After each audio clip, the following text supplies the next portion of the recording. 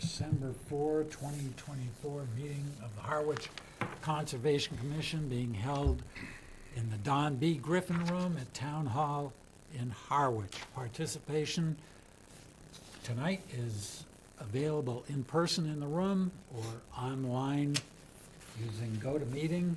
Instructions for logging in and participating online are available on the agenda, which is posted on the Town of Harwich website. So we will start with the Pledge of Allegiance. I pledge allegiance to the flag of the United States of America and to the republic for which it stands, one nation, under God, indivisible, with liberty and justice for all. Thank you.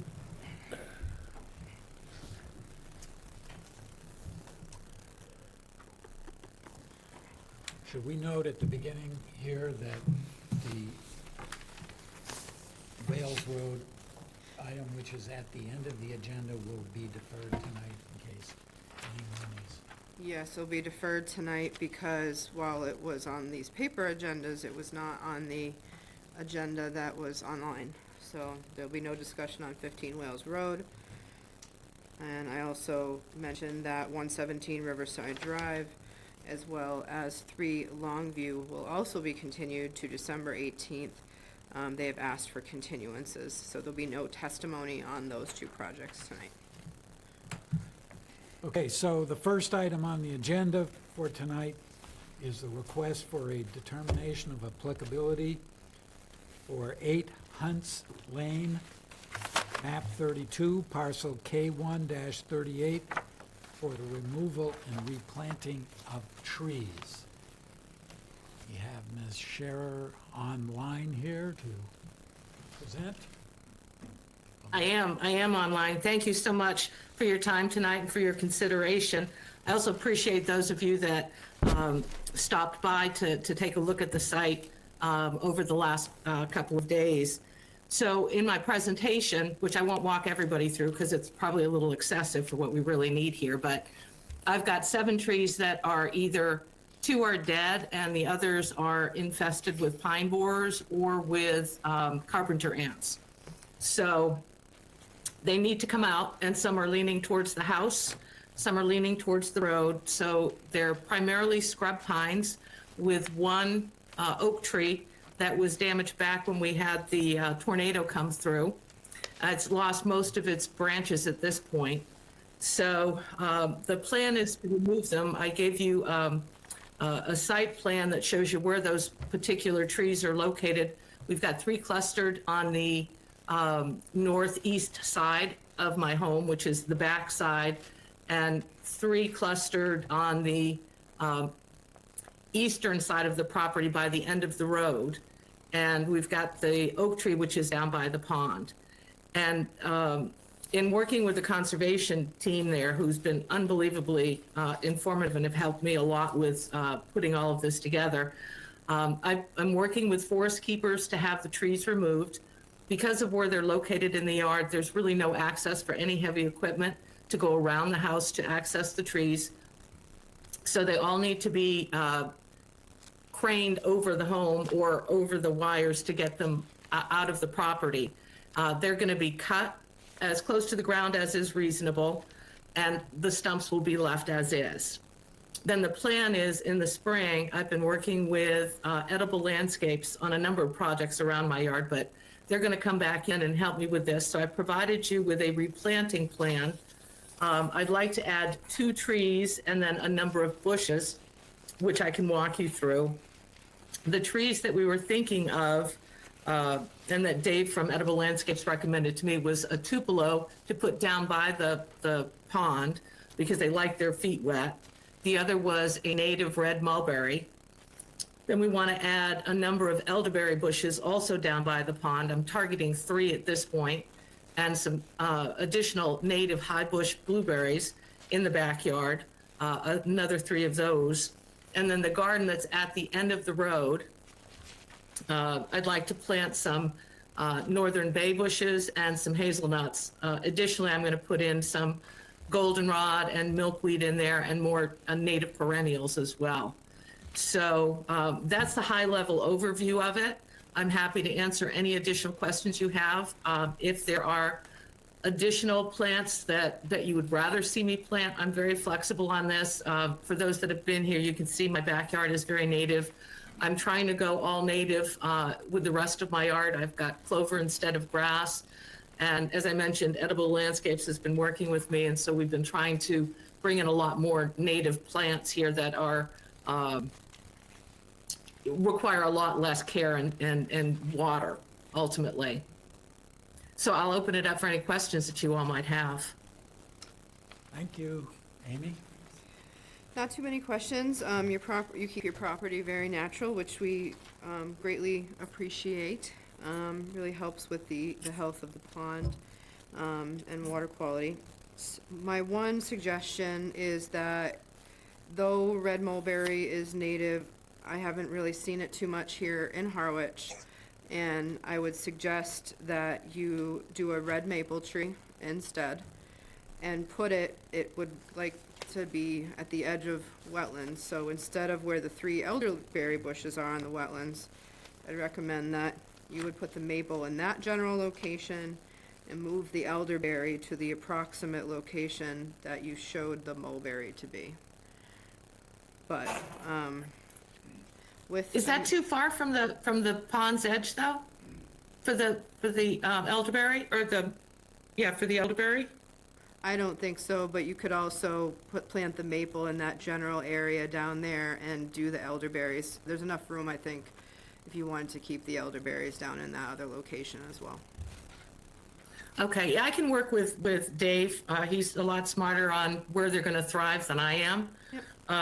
So I'm happy to put a red maple down by the water. As you know, I've got 2 others down there already. Yeah. That's just my thoughts. I'll defer to the commission, but with the minor change, I would recommend approval with a -3 determination, the work being in the buffer zone, but not have an impact to the wetlands. All set? Wayne? I don't have anything, it's pretty simple. Vivian? Mark? Nope, I agree with Amy. I think it's very well thought out, so good with me. Sophia? I think the plan looks great. I think I think a red maple or a red mulberry would be good. I guess my thought would be that the wildlife value of the fruit that the mulberry would produce might be kind of even out the choice. But I think either way is great, and it looks good to me. Have you seen them locally? No, I haven't. Okay. Either or. All set? Yep. I have nothing further myself. Looks good to me. We have a motion. Are there any comments from the public? Any input online, in the room? Hearing none. I'll make a motion for a -3 determination for 8 Hunts Lane, map 32, parcel K1-38. Second. Further discussion? All those in favor? Aye. Aye. 5-0. Thank you. Thank you very much. I appreciate your time. Next, we have Sign. a request for an amended order of conditions for 371 Lower County Road, map 13, parcel P1-3 SE 32-2390 for deck and patio expansions, new walkways, designated handicap parking, handicap ramp, and shed. Good evening. Sir, good evening. It's John Goodman, Alan Harvey, and we represented the Yacht. So there was a little bit of confusion by a member of our team who submitted this with Richard, and I think Richard spoke with Amy today. Conversation that I was involved with, so I appreciate it. But we're actually requesting an extension for our existing contract. And Richard got a little confused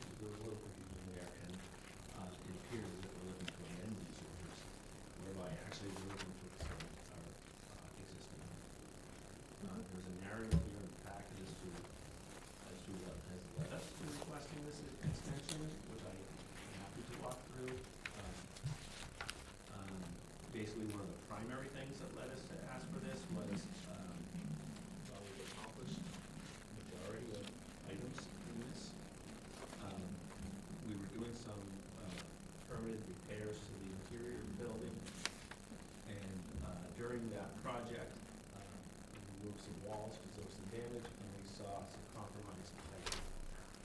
So we had the pipes looked at, so replaced and investigated. And we replaced the pipe going out to the septic. And we took a look at the remaining items on our order of conditions. A lot of that was a patio that would go right above the septic system. So it's trying to be, conscious that we have an old septic system that never failed. We know that's an age on it. And it's near the water.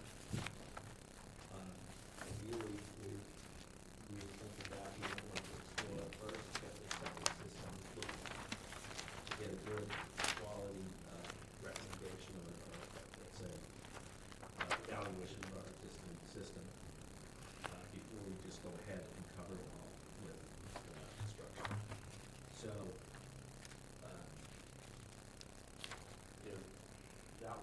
that's a primary thing, that, we want to explore moving the septic system from where it currently is. The other item was there was some, the invasive species project that we have on the embankment, an ongoing project, it's limited to this permit, and we did suffer a drought with some restrictions, and then we had an issue with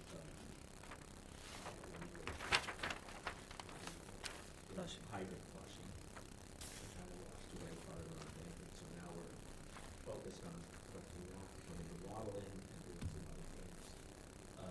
So a combination of these things let us know that this was about to expire in January. We were seeking an extension.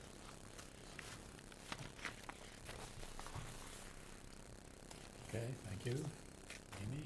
So even though it was on for an amendment, I think it's reasonable, since it is an agenda item anyways, for the proper location, for the proper permit, that entertaining an extension is fine under the agenda.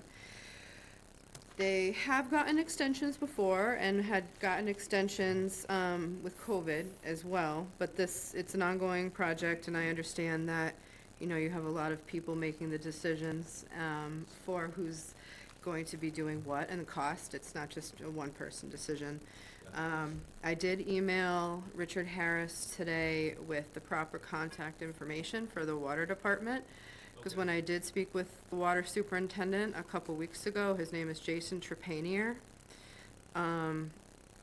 He had said he hadn't heard, but I'm just wondering if things got kind of lost in the shuffle. But he'd be happy to speak with you folks about that. And I know Richard, I think, has video showing, because Jason Trepanier was not yet hired by the town of Harwich when the event happened.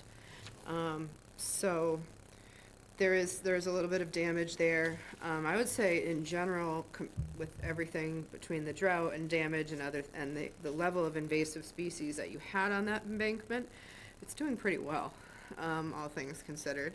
So we're glad for that.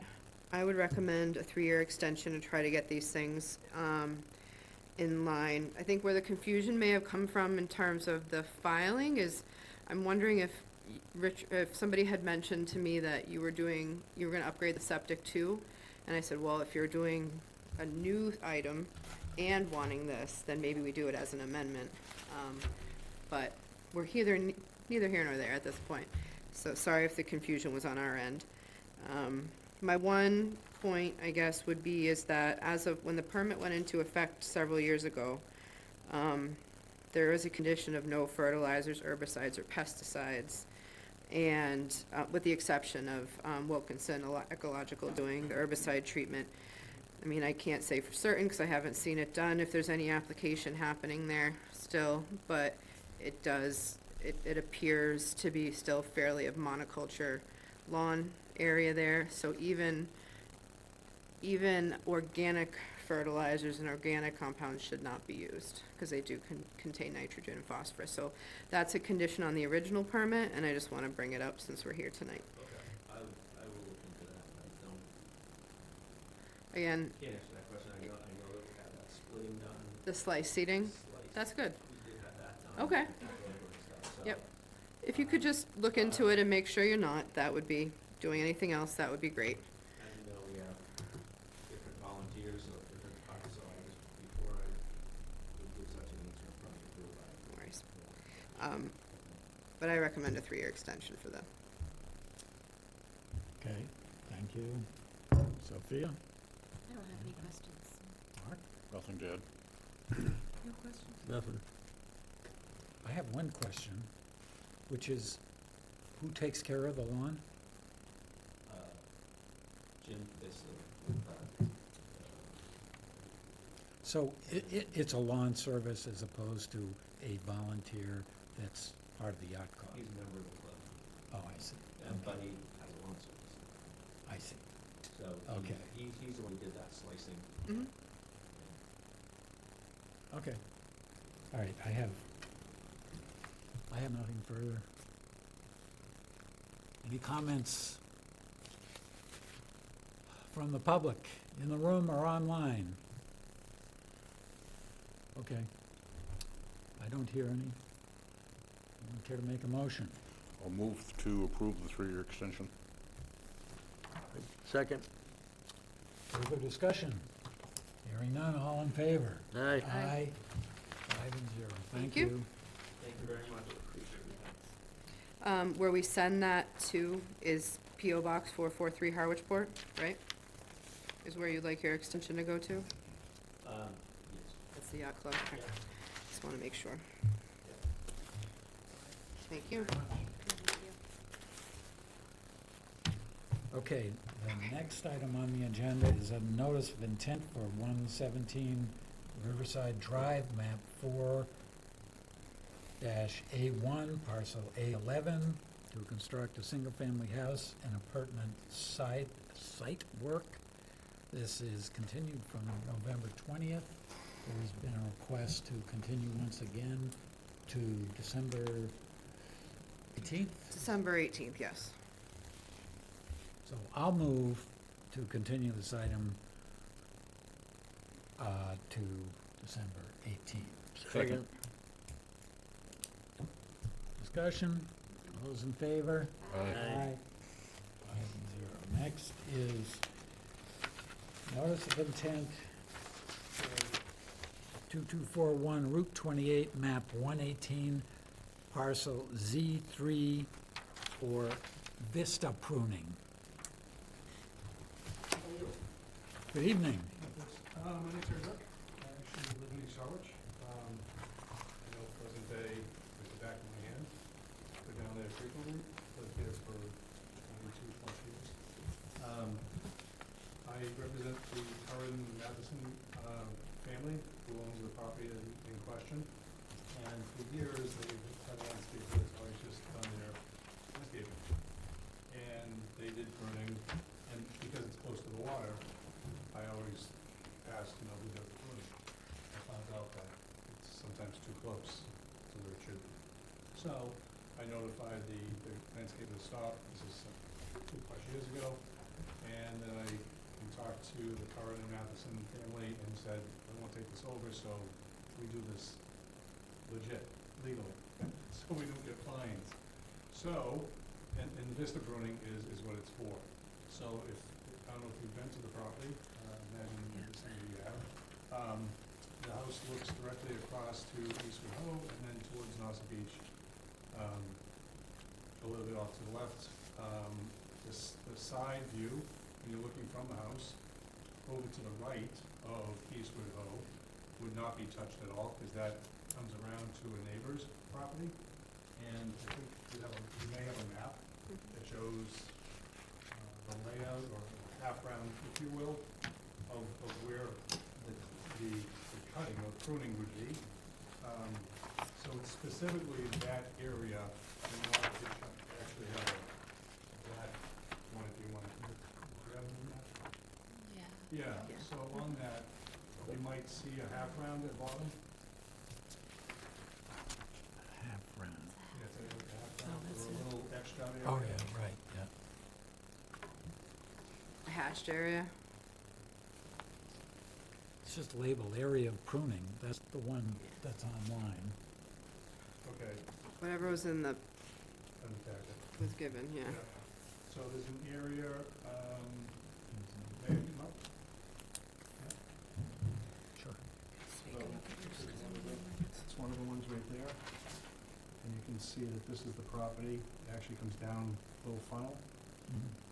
And then this kind of gives you a better idea. If you're looking down at Pleasant Bay.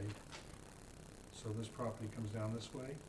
So this is the area in question. Mhm. I don't know if you want to see that. Good. So the So right path here. comes down this way, that's the path, and then it's this area here. And then on one of your papers, you may have gotten, it shows where all the storm, there's a lot of storm surge that comes in Mhm. from the bay, Mhm. and it's actually, what happens is there's a stone embankment to the right side, and there's a small stone embankment to the left side. Everything just funnels right in, and it's a rock beach. It's not comfortable to walk on or sit on.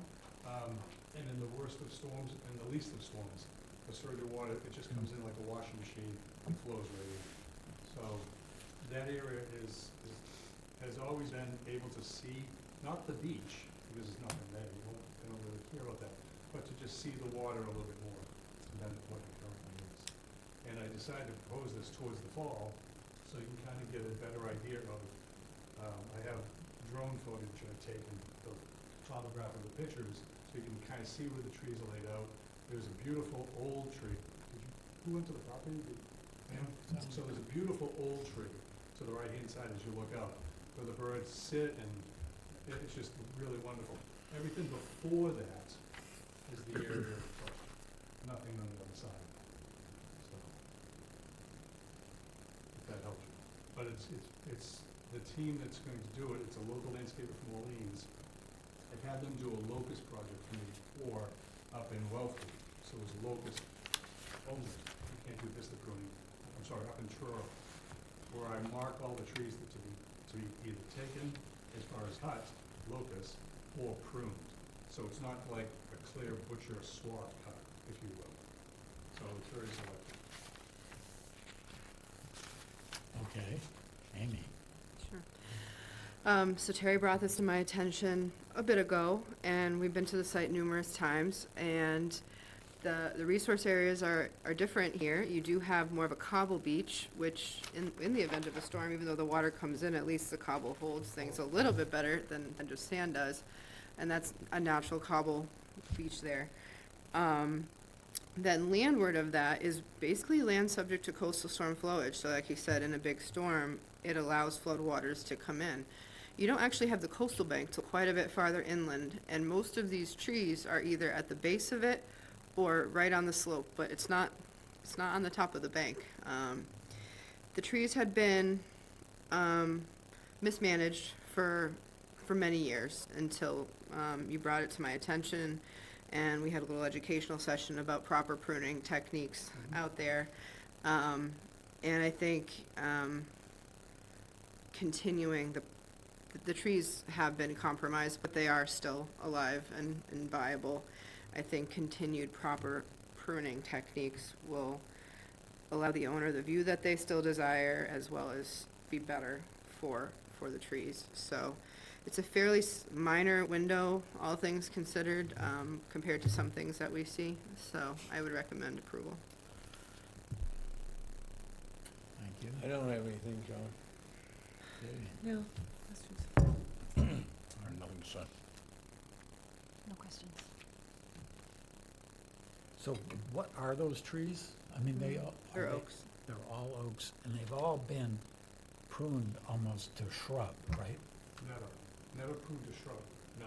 They look very small for oaks. So you're looking, when you come down, did you go down the staircase? Some of them they're between, I would say, 6 and 15 feet tall. Yeah. Which is small for an oak tree. Yeah, yeah. They were managed heavily, I would say. You mean to the right of the walkway going down Mhm. staircase? Right. Yeah, correct. Yeah. So I wanna make this better. So everything grows properly, without hurting. We don't wanna go and just take the top off and then have a view. And it's very selective cutting. So, having just any landscaper to go in and say, okay, I want those cut down 5 feet, it's not gonna work that way. And not every tree will probably be touched, to be honest. But are you topping some of these trees? Well, pruning the tops, yes. Yep. So you're limiting their upward growth? You- Maybe some of them, but you're talking on the hillside, I think, is that correct? I'm talking more down lower, at the lower level one. Okay.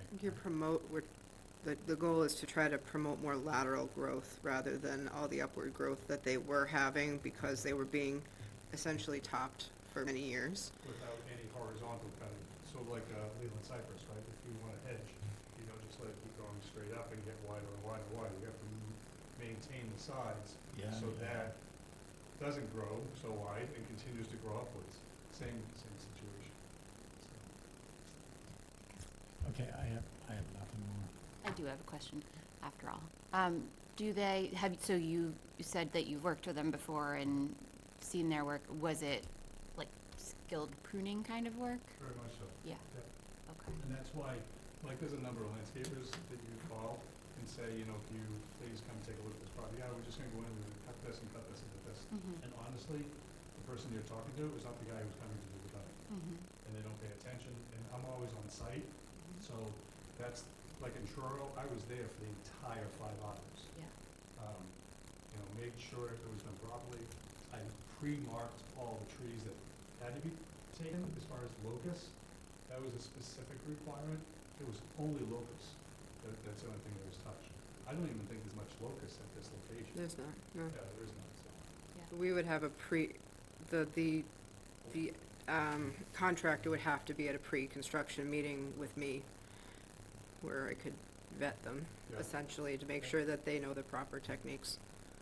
Yeah, I would say like finding a landscaper that's very skilled at pruning is hard to do. Like Yeah. finding an arborist would be like a more common move, but they're certainly out there, so. Well, there's still a lot of landscapers who know how to prune. Yeah. They just don't advertise because it's very time consuming. Yeah. But there are a number, there's a number of homes I take care of. I have people from Crockers who come and say, okay, how should this be done? Okay. Yeah. I double check with the landscaper and say, do you know how to do this? Mhm. We've done it before, we've worked with Crocker. So it's not Joey, the landscaper with a little truck with a, no insurance and Yeah. no education, if you will. Mhm. Because I care very much about Pleasant Day. Yeah. You know, if I was a person who didn't care, I probably wouldn't be sitting in front of you. And this would be proposed. If my client said we want the trees cut, I'd say you have to find someone else to take care of your property. Mhm. I've done that before. Yeah. No problem with that. Yeah. I've lived here a long time. I Mhm. see an awful lot that goes on. And it kind of bothers me, and there's certain things you can do and certain things you can't do. This is one thing I can do. I can stop what used to happen. And it's been 2 years since it's been, over 2 years since it's been touched. Yeah. Okay, it sounds like the trees are in good hands. Okay, any comments or questions from the public? In the room or online? Hearing none. I'll make a motion that we grant, approve the plan for 2241 Route 28, map 118, parcel Z3. Second. Further discussion? All those in favor? Aye. Aye. Thank you.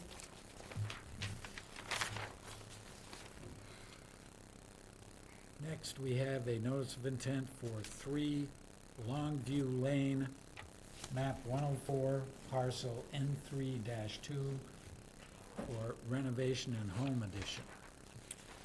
They've asked for a continuance to December 18th. Okay, I will move that we continue this item for 3 Longview Lane, map 104, parcel N32 to December 18th. Second. Second, oh, get it? All those in favor? Aye. Aye. 5 and 0. Next, we have notice of intent for 4 Monomoy Road, map 5, parcel K1-A3 for home renovation. The engineer for this one and the next one, which is 39 Prince Charles, said that they couldn't make it until a little bit later in the meeting. They had another meeting in Brewster.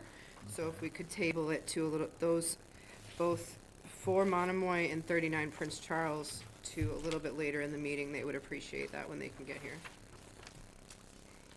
Okay, so let's skip those two and go to a notice of intent for 53 North Road, map 19, parcel M1, to reconstruct an existing pier and bulkhead. Good evening. For the record, Raul Isagi from Kitchen Island Engineering, representing the applicant, Tom and Roberta Dudek, who I believe are joining us online. This notice of intent that was filed for this project is for reconstruction of an existing license pier. The pier is licensed under 2 separate license numbers. And what is happening at the site is that the pier is failed. The project mentioned is located at 53 North Road. The applicants, Tom and Roberta Dudek, are the applicants for this project. The resources only within 100 feet of this project are land under the ocean, land containing shellfish, land subject to different storm storage, salt marsh, there's a coastal bank, riverfront, Herring River, which is a tidal river. And the project is contained within the coastal bank and land under the ocean. What's happening at the site is that the existing environment is causing a lot of commotion in the water, and there's starting to be some erosion or some slumping of the portion of the bank at the beginning of the pier. A few years ago, this board issued an order of condition to expand the existing stone concrete wall because some similar erosion was happening behind the lower elevation wall. That wall was reconstructed higher or was extended higher to elevation 3.5 and 4. But nothing was done with the pier. The existing pier deck is at elevation 2 or 2.2. So right now we have some of the high tides, which is elevation 3, that completely cover this pier at elevation 2. And the failing part of it is that the pier is being pulled into the water and pulling away from the land. The little portion that is touching the land is pulling away, and there is some scouring happening at that point. The pier at the landward end has a timber bulkhead driven into the ground.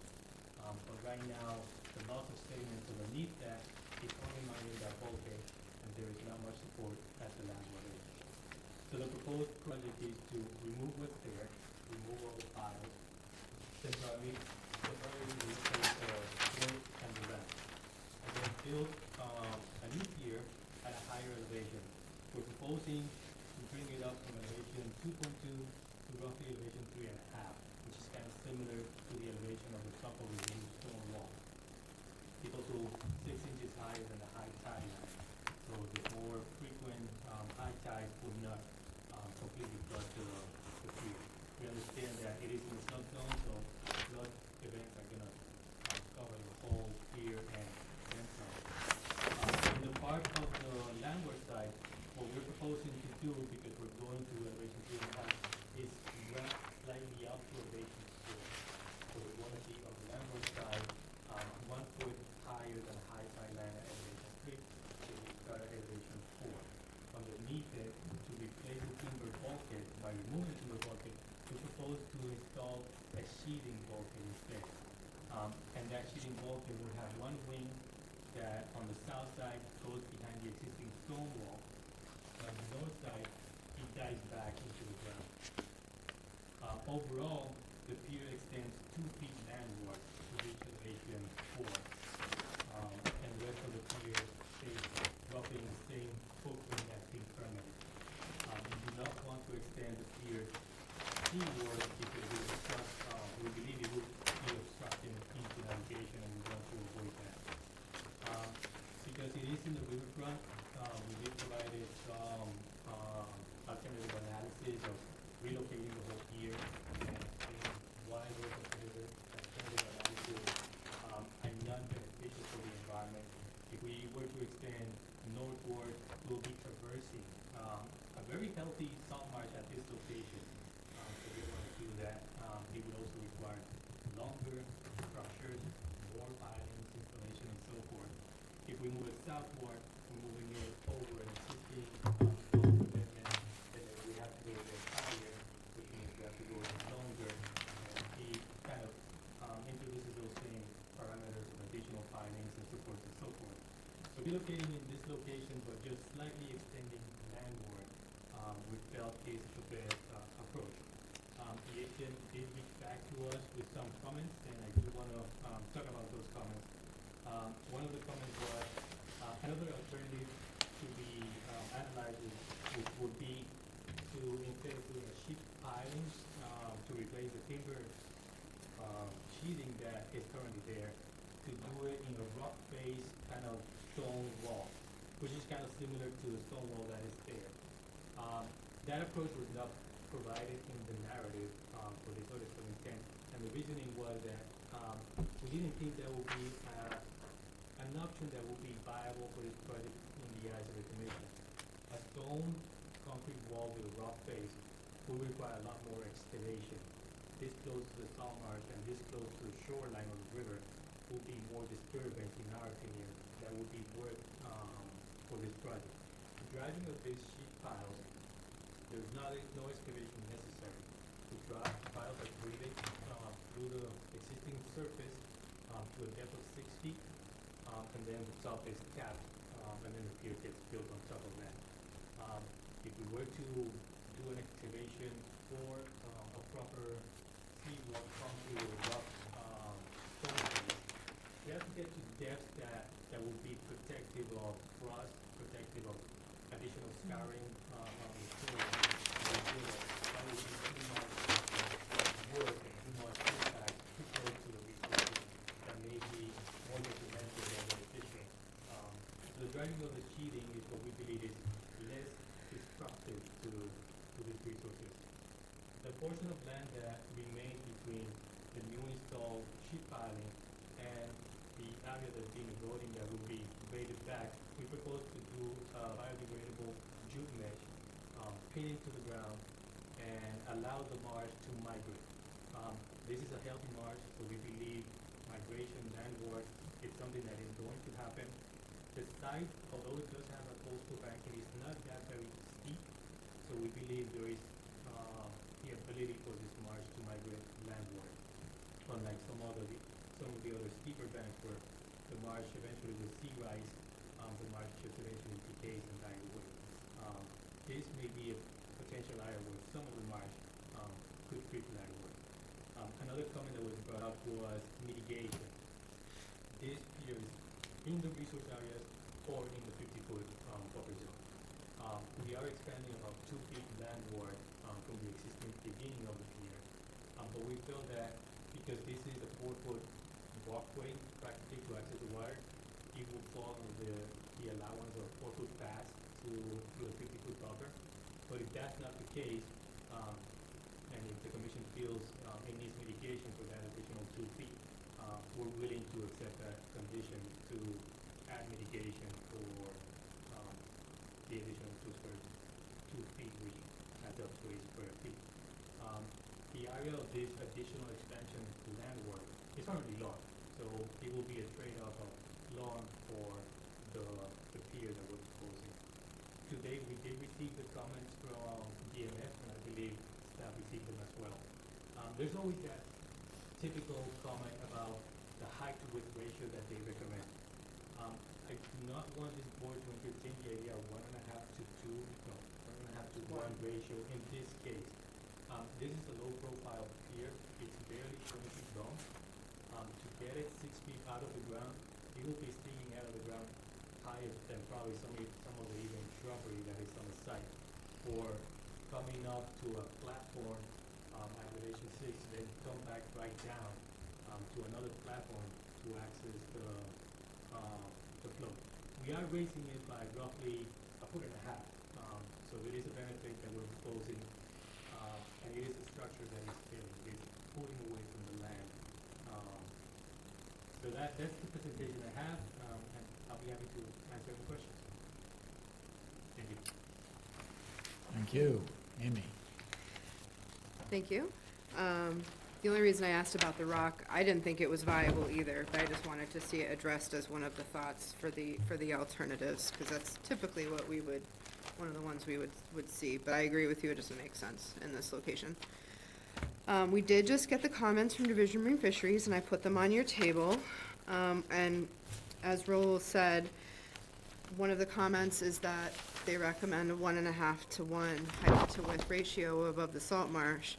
But, and generally I would be in agreement with them, but in this particular case, I don't agree. I think that in this situation, they're doing an improvement over an existing, and if they were to go up that much higher, chances are your ramp would have to be longer, the structure would have to get farther out in the water, so a bigger structure, longer structure, wouldn't coincide maybe with their Chapter 91 license anymore. So I think that they're improving upon an existing situation and that you would essentially grant the little variance from that. I do think to go up higher, it would just be a much more massive structure that would result in, I don't think, a whole lot of benefit here. My one question on the vinyl wall, so it is only 12 feet long. When I look at your side profile views of the wall, it looks like it is above mean high water. It doesn't look like a whole lot is exposed from what I'm seeing. Okay. The one thing I'd be nervous about is that there is a lot of wall exposed that might be subject to tidal flow. It is a pretty good current there. We wouldn't want to see more of the marsh eroding. So minimizing as much as you can of the relief, if you will, of the wall, almost having it be an overwash bulkhead might be better for the marsh. I don't know if you have any comments to that, but that was my only concern, was this kind of a flat-ish surface in a fairly high velocity area. I was just a little concerned about the fringes of the marsh being impacted by that. Yeah, the wall, the new vinyl wall, is going to be pulled back relative to the existing wall. Mm-hmm. The existing wall is timber. I don't know how many of you went to the site, but underneath the pier, Mm-hmm. there's a timber sheathing that is a bulkhead, essentially. Mm-hmm. At the bottom, the toe is not exposed. So that location is not where we're going to be driving the vinyl sheet. We're pulling it about 2 feet Okay. back. So it's not in that same location. The land that remains between the location of the existing timber sheeting and the new vinyl sheeting, that's the area that's being building, that's the area that's being graded. That's what's gonna allow us to not have a lot of exposure. Now, we do know that the river has a big bend at this location, and the dynamics of the waters here are gonna do what they tend to do, and they're gonna try to erode this again. We do plan to do the biodegradable mesh and allow for vegetation to start take over. The best support is for the marsh to actually start growing to hold it in place. Immediately, but the protection that we need, of course, number one is the erosion control blanket, biodegradable, and a little bit of exposure of that new vinyl sheeting, which is not a lot. Probably about a foot of exposure, Okay. not compared to the existing wall that is to the south. There's probably at low tide, there's about 6 foot of exposed, hard surfaces on the shoreline. So this would not be the case, but it is still the transition between the nice mark that we have on the north and the harsh, surface on the walls that we have to the south. My only other point was in regards to the path versus a walkway for footpaths, we don't require mitigation because they're not structured, but because this is new structure, albeit small, it would be consistent to require that 4-to-1 mitigation, which is pretty small, it's 32 square feet. So a couple of shrubs there, as mitigation along the existing line of some shrub vegetation on the top of the slope there would be consistent. Yeah, if I can suggest, because we're so close to that stop line, my recommendation would be planting of that side north and a little bit to the south. Mhm. There is a row of vegetation on the top side of the existing Mhm. stone wall, maybe extending that all the way to the edge of the pier, and then continuing it on the other side, to add up to that 32 square Mhm. feet. And the town has online a good selection of, some of the native species that we can select from. Can I just ask a quick question? When you said 2 feet back, you mean 2 feet back this way towards the house? Okay, Right, because we're going, the existing pier is at elevation 2, yeah. we're going to elevation 4, so we're trying to get to Yeah, that okay. elevation 4 that's naturally on the ground.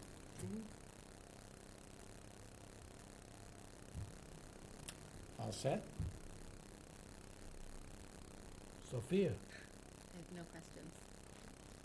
Only question I've got is, do you have wings on the end of the wall, returns? So right, one wing, so like Amy mentioned, the tile is 12 feet, 4 feet is underneath the pier. Mhm. And there's a wing that goes behind the existing stone wall. So behind Okay, the stone all wall, right. and then there's That a little wasn't clear wing to me. on the north side that dives back into the ground. Understood. Kind of flushes the water. Mhm. Okay.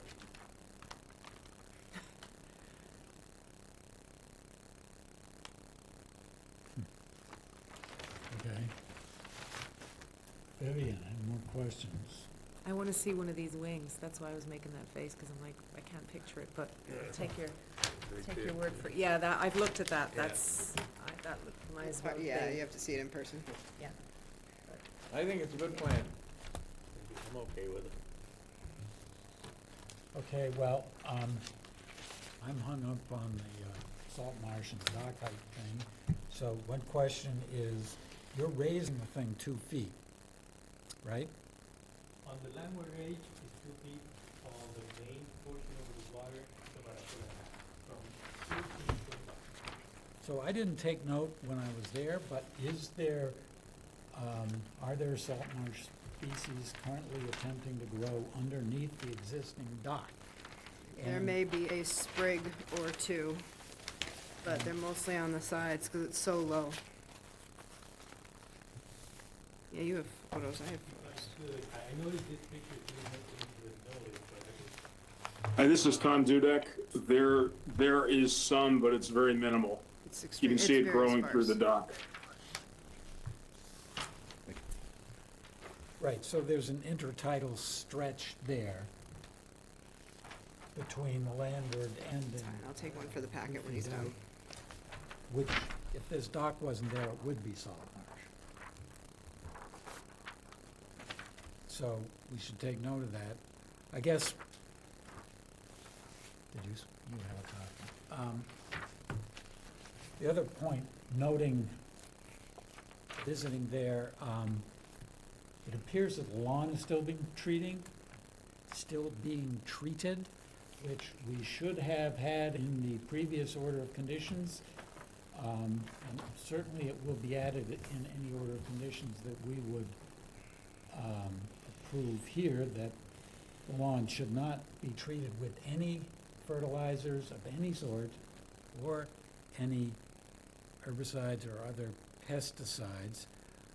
And along those lines, I noted as we were there that, I don't know how far back, maybe 10 feet back, there's an extremely wet part of the lawn.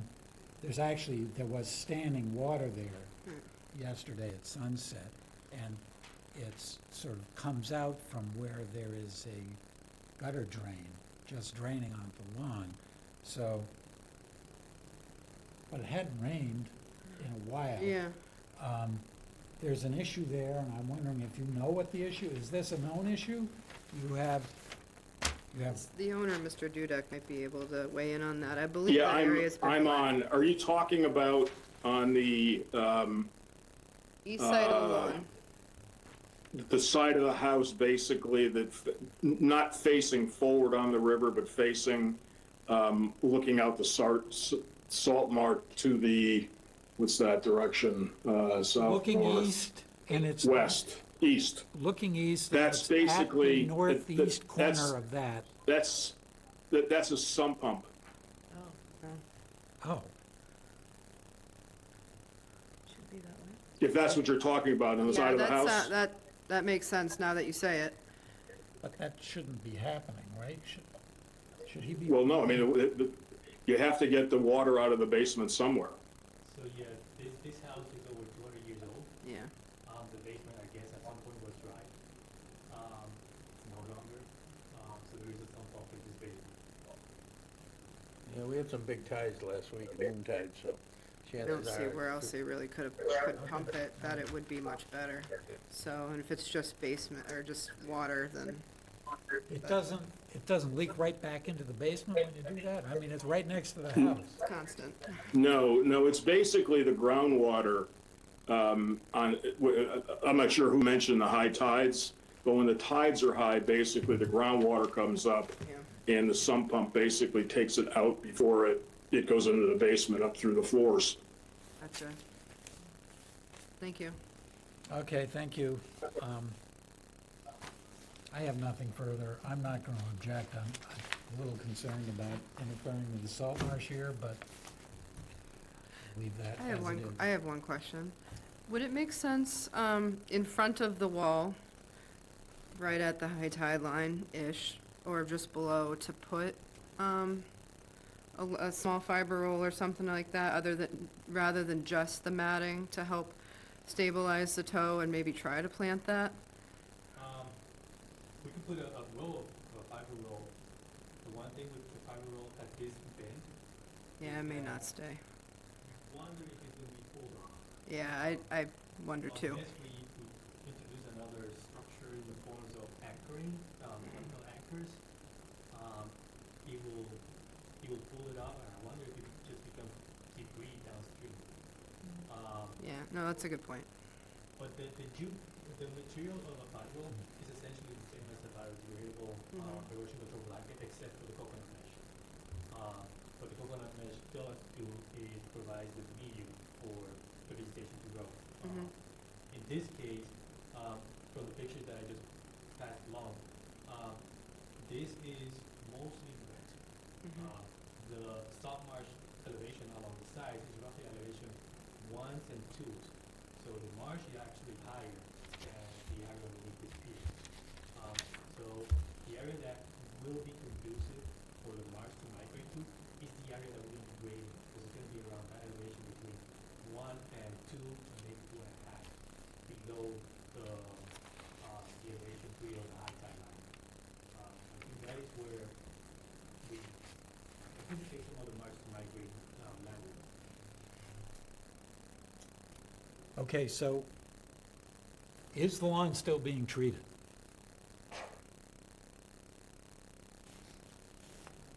Mr. Dudek? I would basically talk with my landscaper. I mean, I thought that he was putting some organic material down, but I'll check with them. Okay, so just as a note, included in the ban on treatment is organic fertilizers, because they contain nutrients just as inorganic fertilizers do, which where you are located, all the nitrogen, or most of the nitrogen you're putting on your lawn is going to end up in the river and contribute to the degradation of the Herring River and Nantucket Sound. You should not be putting any fertilizer, any herbicides or other pesticides on your lawn. I'll check with them, and if that's what's going on, I'll cease. Thank you. Thank you. Anything else? Any comments from the public? Hearing none? I'll make a motion, we approve the plan for 53 North Road, map 19, parcel M1. Second?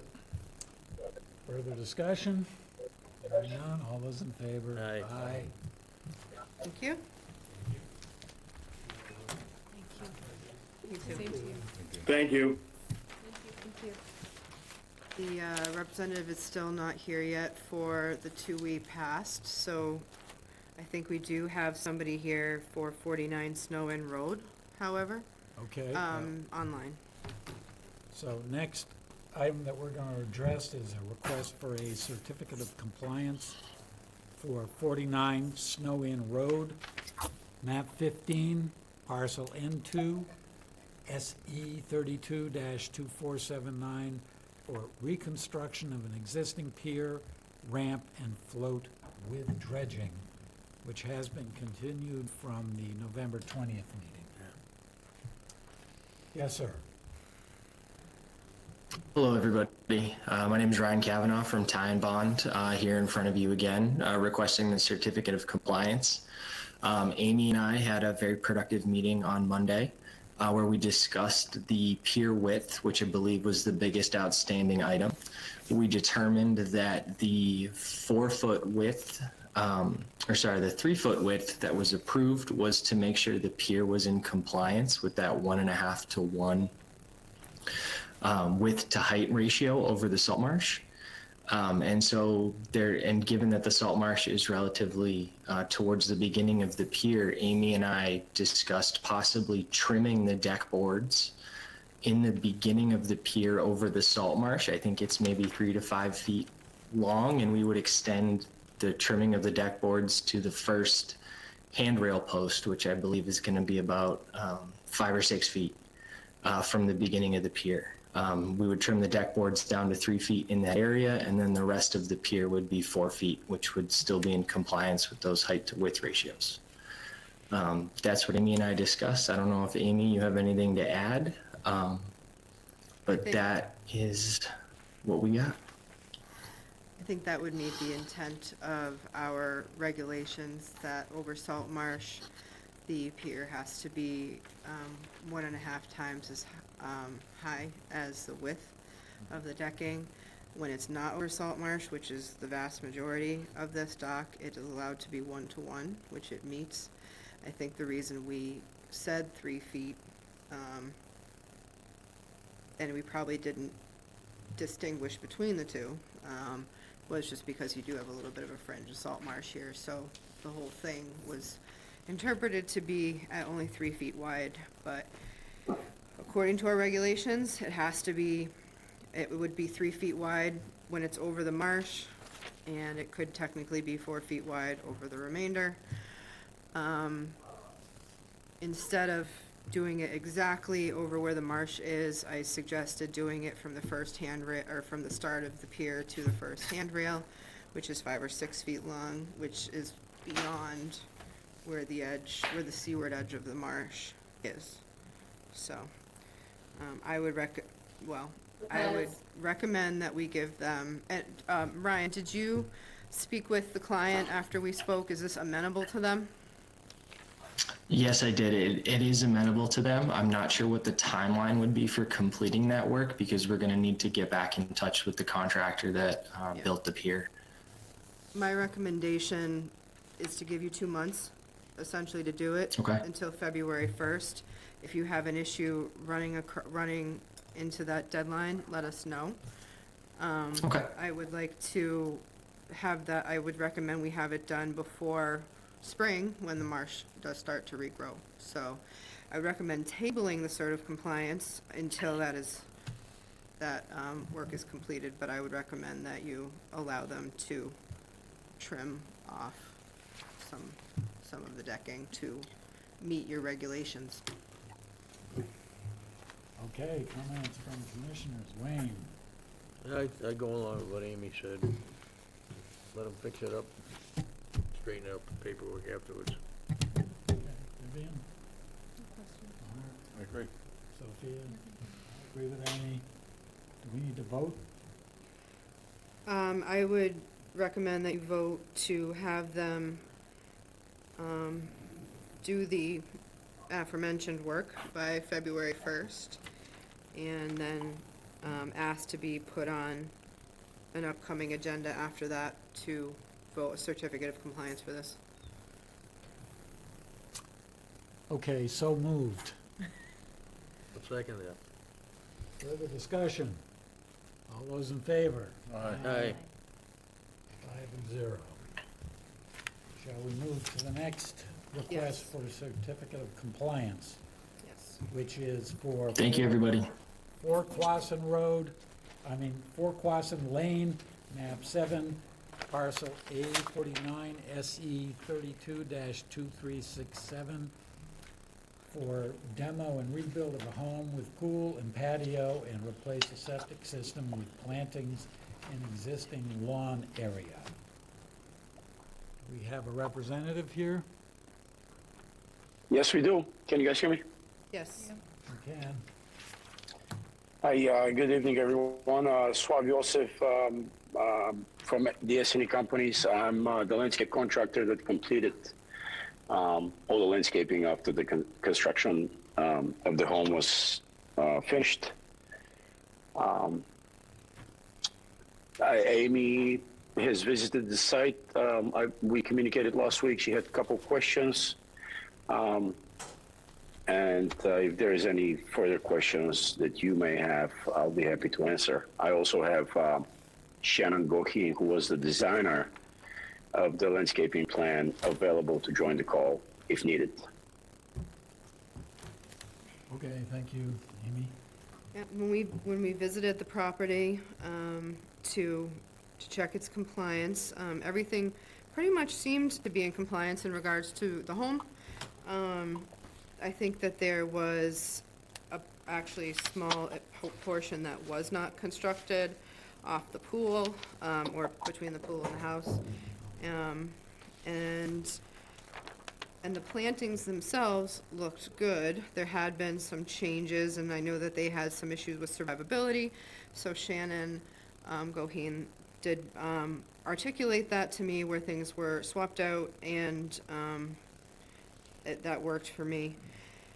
I did ask Swabi about the treatment of the lawn, and as well, and he had responded with the email, which I did provide you. I think it's in Dropbox.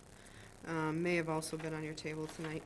So I just wanted to clarify that even though Smart Peat is a natural product, we still don't allow organic fertilizers. This still does have nitrogen and phosphorus and is applied a couple of times a year traditionally.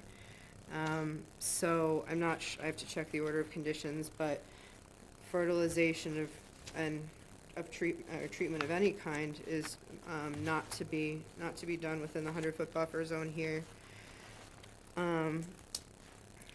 And the Black Beauty mix is some fescues, but a lot of the fescues in there are actually not native fescues. They're like Dakota fescues, and there is some Kentucky blue in there as well.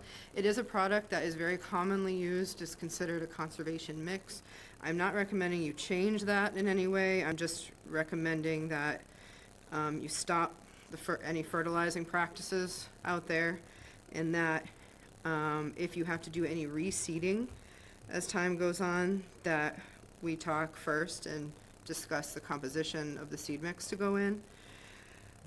Then the order of conditions didn't specifically say no mulch, which our orders typically do now. But the mulch is protecting the plants, but it's also preventing the area from naturalizing, and there's more planting beds, more formalized planting beds than it is a natural buffer zone area, which is what it was intended to be.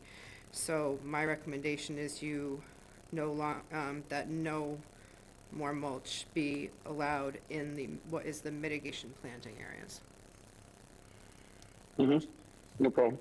Just to clarify, that super peat mix is basically topsoil, which is mainly compost. So what I'm hearing is even compost top dressing is not applied. I mean, it's not allowed. You shouldn't. I'll let the commission answer that. Okay. Yeah, I just treated it as, we're not using any pesticide, we're not using any fertilizer, period, not even organic. The turf that we used there, which was installed, I believe, 3 years ago at least, is actually turf type tall fescue. I can't, we haven't overseeded last year and this past year. So this, if you have seen some, bluegrass, I can't remember if we did the first season, and if we did, we had stopped doing it. So that's no problem going forward to, to coordinate with you if there's any need of addressing the reseeding. But everything looks pretty good as far as the turf goes. The plants, as you know, with Shannon, it's an uphill battle considering the exposure. But Bartlett trees are on the property very frequently to monitor the health of the trees and shrubs. So, and in regards to the mulch going forward, I don't see any need for us to basically mulch the planting beds that are within the buffer zone. We may actually want to do a site visit out there, because if the mulch is very thick and will take a long Yeah. time to break down, then I may recommend removal of some of it to help that process along. Yeah, whatever you need. I mean, Mr. Wang is pretty flexible, and he's been very proactive, and he's pretty open to do anything it takes to keep you guys happy and do the right thing. Thank you. Nothing. Thank you. Sophia?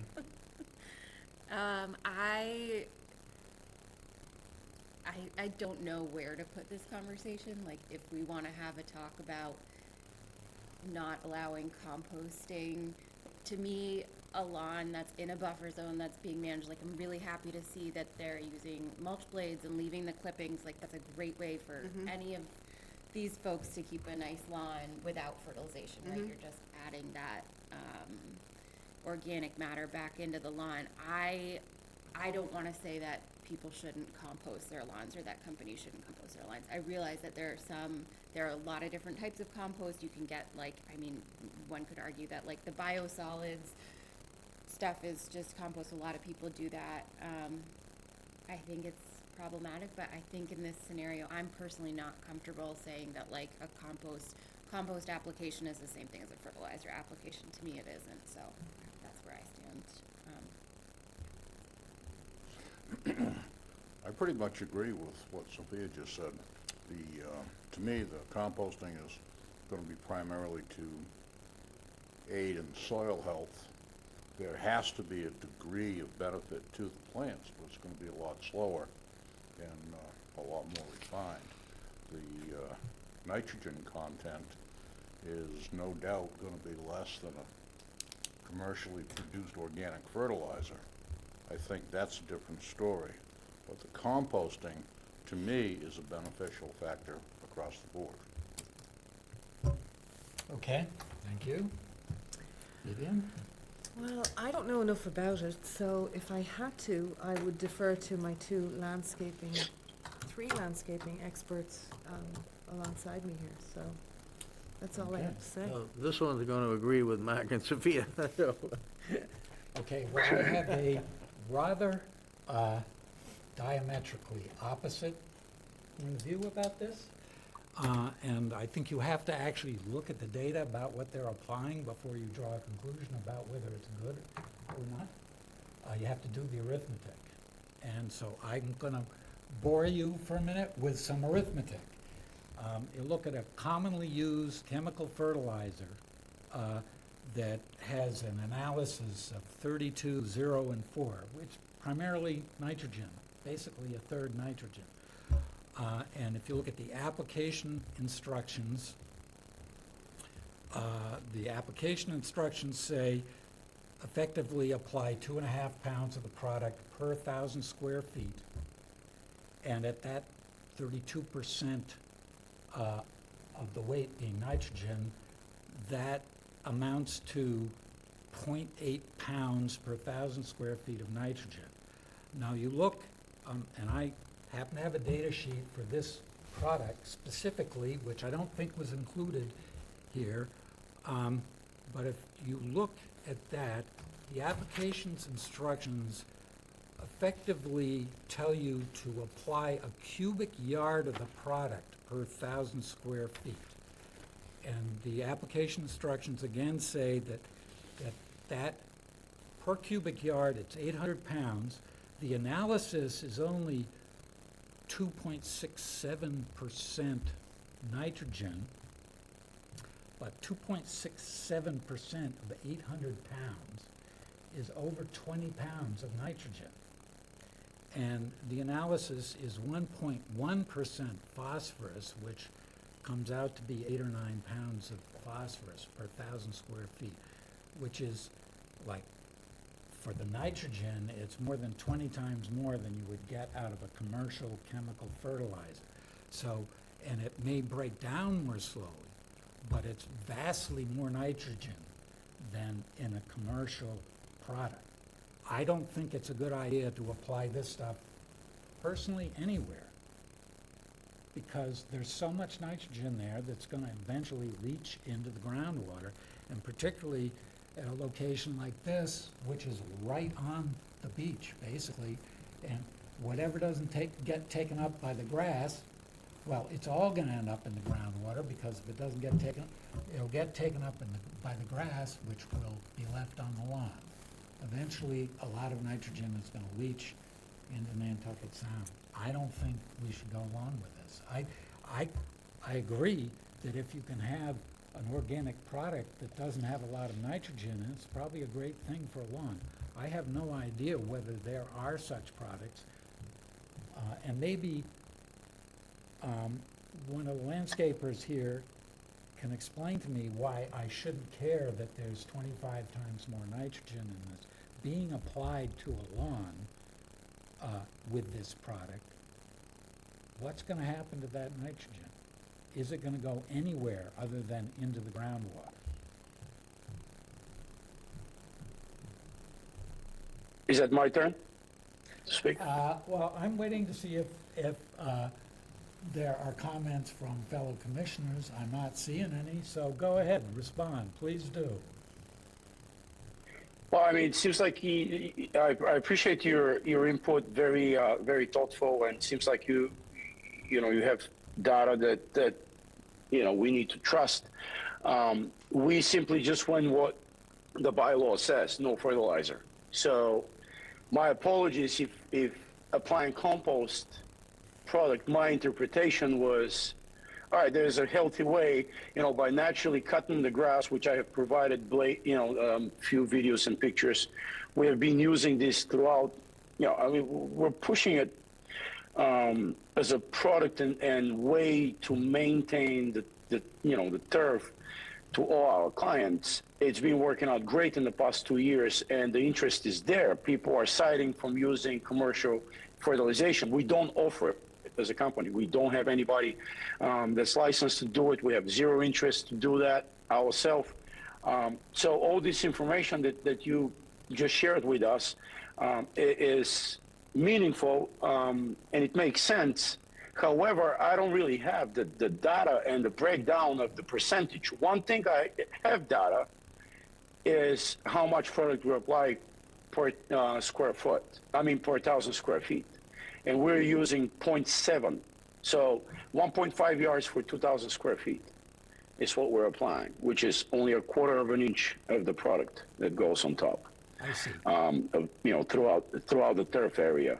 As far as the numbers that you had shared, I wasn't prepared for that. Again, my interpretation was, it's not a fertilizer. I'm safe. Well, those those numbers are available on the data sheet that you have. I just took them off the product data sheet, and if you do the arithmetic, you're applying a lot more nitrogen. And if you're saying it's not a fertilizer, you're still applying nutrients, which have been determined to be a big problem in our groundwater.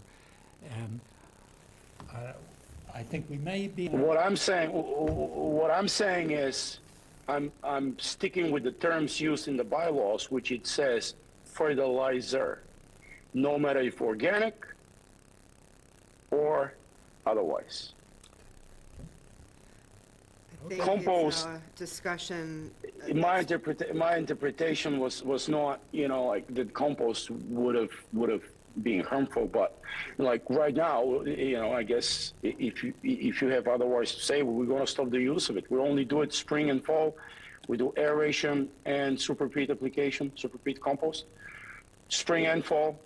That was done the last 2 seasons, and if we should stop using it, then we're going to have to address that. That's where I stand. Well, I don't think the Conservation Commission can tell you to stop using it globally, but I believe that on this property, in properties within our jurisdiction, this sort of thing should not be applied because it causes the same problems as any other fertilizer does. But it's, I understand. The bylaw says fertilizer. I stick with the word fertilizer. That's all I'm saying. I don't question the data that was provided. I'm simply sticking with what the bylaw said. And what we applied, compost, was not included in your language. So maybe that should be addressed.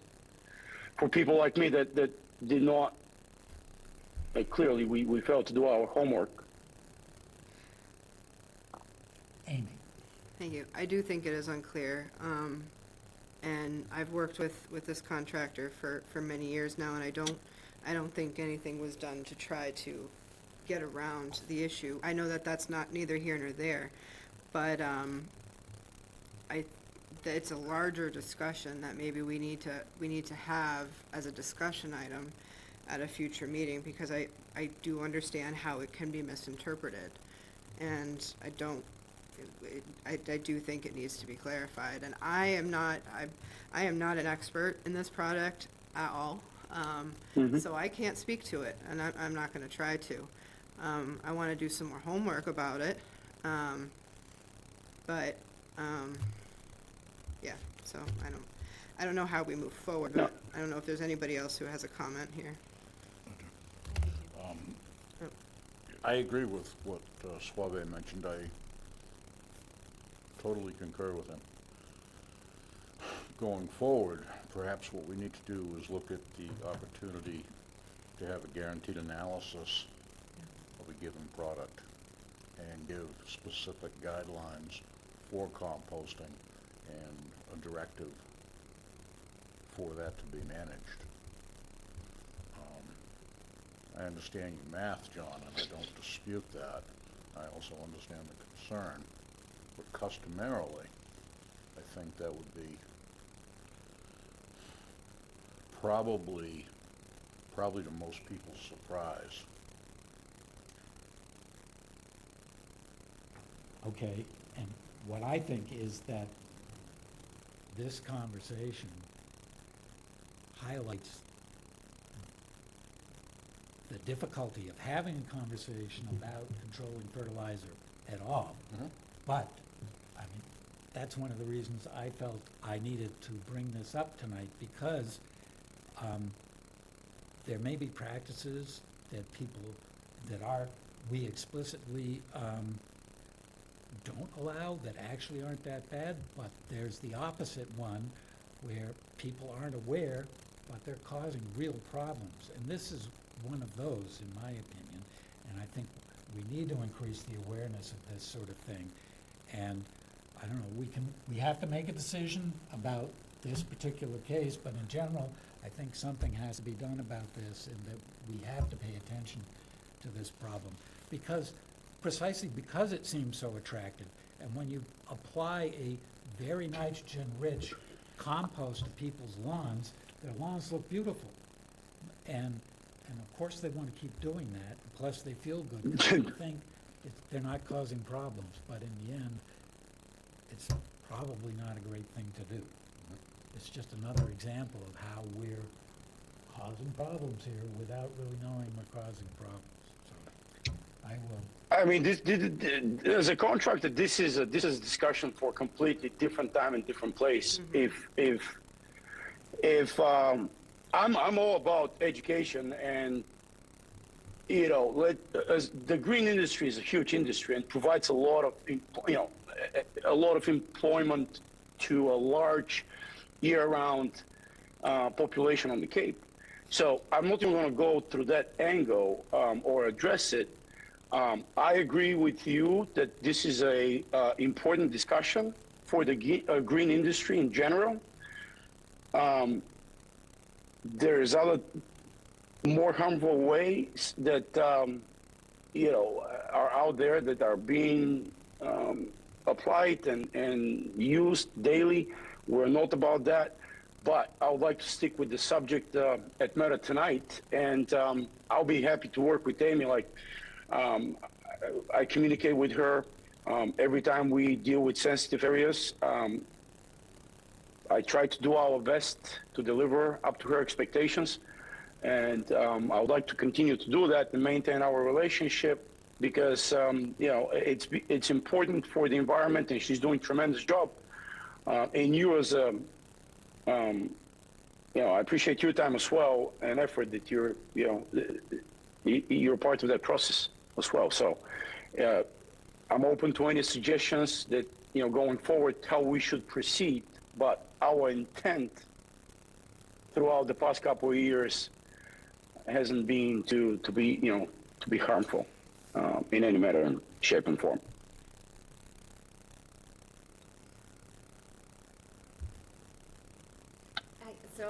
I don't know what, John, are you proposing that something be, like there is an exception for tonight where we're asking not to? I personally think that this is a fertilizer and we should not be allowing fertilizer where, that we should agree that this is a fertilizer. It's sold as compost, but the data sheet itself has an analysis. And you don't have to spend a lot of time with a data sheet to realize that you're applying a lot of nitrogen doing this. But this is a decision the commission has to make. Somebody has to make a motion. There has to be a vote.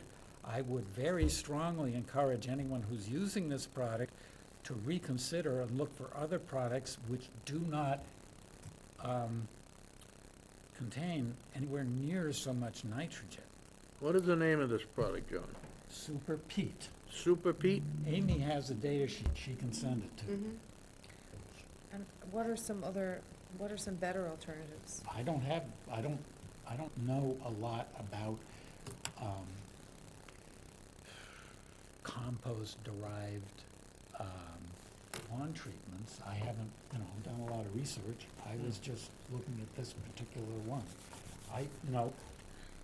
People in the lawn industry should be thinking about this. And I agree that if you want to maintain a healthy lawn, it probably needs a lot of organic material in it. I think maybe what this illustrates is that when you're including a lot of organic material, guess what? It has a lot of nitrogen in it. And guess what? That's a problem in our sandy soils and our shallow aquifer. I mean, it can be a problem. We don't know that, that this is being applied at a rate that's not actually just being taken up and then recycled back into the ground. And then, I mean, that's a 20 impressive pounds stand. per... I haven't seen the data sheet, so I still feel like I'm unprepared Okay. for this conversation. You So, can do the let's have arithmetic I this did. conversation another time when we Yeah. can. Yeah, I all be agree. on the So- same page. I will stop. I'm not gonna make a motion. You guys can decide what you wanna do. I personally am not in favor of this. May I add something? Please. To me, right now, we're at a point where we're discussing the definition of this product versus commercial fertilizer. And as I understand it, this product is not sold as a commercial fertilizer. It's sold as a compost product. Is that correct? I can't Correct. say. He Okay. can't. then by definition, I can't say there's any fault here. Maybe it needs to be revisited and go down a different path, but for the sake of closing this out, I think it needs to be put to rest. Okay. Final comment, I'm not talking about this to assign blame or assign fault. Understood? It's just a decision about whether this falls within Town of Harwich regulations. Well, does it or does it not? Well, at the moment, what's gonna happen here is somebody's gonna make a motion about this, and we're gonna decide whether we, approve the certificate of compliance or not, which isn't even going to directly answer that question. As people have Yeah. said, we're gonna have a more detailed conversation about this in the future and try to Can I ask a question? come to some conclusion. I would agree with you, John, that this is a conversation because we don't know. I mean, I don't know any of this. But my question is about the certificate of compliance. If we vote on it to grant the certificate, is this a the composting, is it one and done, or is this closing it out with the understanding that this is going to be a practice that continues at this? That depends on the particular motion. property? That depends on the motion. So there's Yeah, going comp- forward, there's a going compromise. forward, we'll do whatever you decide. Yeah. So- I just don't, like I said, my interpretation was fertilizer and whether organic or otherwise, not allowed, period. And I was like, okay, well, compost is fine. Let's not pick up the blades of the grass. Let's mulch everything and just try to naturally grow. And this process works everywhere we've been using it. I mean, I own Bud's Mini Golf in Howard Port. We were using it there. My own house. We have probably about a couple dozen of clients that are using it, and it's looking really well. I mean, I'm amazed by the result. And their thought process is the same like mine. Well, if I can avoid using chemicals, that's great. Like they're thinking the same way I was thinking.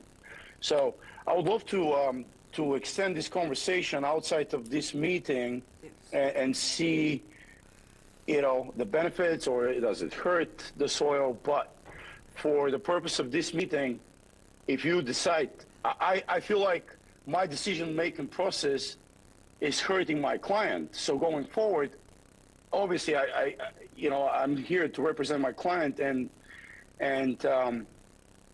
if we need to stop using that until further determination, then let's move on with that. But I was just focused on the wording, and I was thinking that I'm doing the right thing for the client and for the environment. I would move to issue a certificate of compliance for 4 Clawson Road, SE 322367. Second. Further discussion? Do you want to include the no more use of this Super Pete product? I don't think we can do that. No? I think it needs to be looked at in a separate window. I'd like to find out where all the nitrogen comes from in compost, because usually compost is not that high in Ma- nitrogen. I'm curious where it's coming from, what they're using to make it. Absolutely, and I think there's a whole lot more questions. I think this is a topic all unto itself. All right. But, I I'll leave that mean, these open people then, I need this guess. project put to bed, that's fair. Yeah. And as I see it, they complied. Yep. This is another story. So if we're gonna examine that, so be it. And we can certainly let the landscape professionals know when we're gonna have that conversation, Yeah. The entire industry, They Yeah. could be here and talk about it. so. no question. All right, so you have Yeah. We have a motion. motion a second. I have one quick comment, if that's okay. Can we include that upon inspection between the contractor and the agent, if there is more than an inch or so of mulch in the mitigation planting beds, that mulch needs to be minimized? I'll agree with that amendment. It's more, It's more than an inch, I'll tell you that much, Amy. So definitely we're gonna address it with you and we'll Yeah. do whatever, you ask us to do. We just want to help expedite the naturalization process there, so. But protect those Yep, plants a little absolutely. bit along the way, because they're used to having mulch there. No problem. Okay, so that's all I had. Okay, moved and Thank you. seconded. All those in favor? Aye. Aye. Is that 4? I'm a nay. It passed. Yep. Thanks so much. Appreciate your time. Great discussion. Thank you. Okay, I see we have a latecomer. So let's see. Next, we are on a notice of intent for 4 Monomoy Road. Is that correct, Amy? That's where we are? Yes. Thank you. That is 4 Monomoy Road, map 5, parcel K1-A3 for home renovation. Yes, and for the record, I'm John Wiley, the applicant. It's an existing dwelling that the owners are looking to make some improvements with.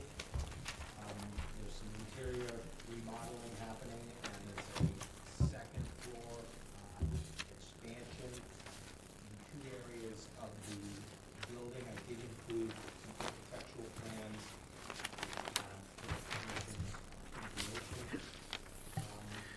The resource involved in this property is a coastal dune, coastal beach, which is just abutting a common beach area on Nantucket Sound.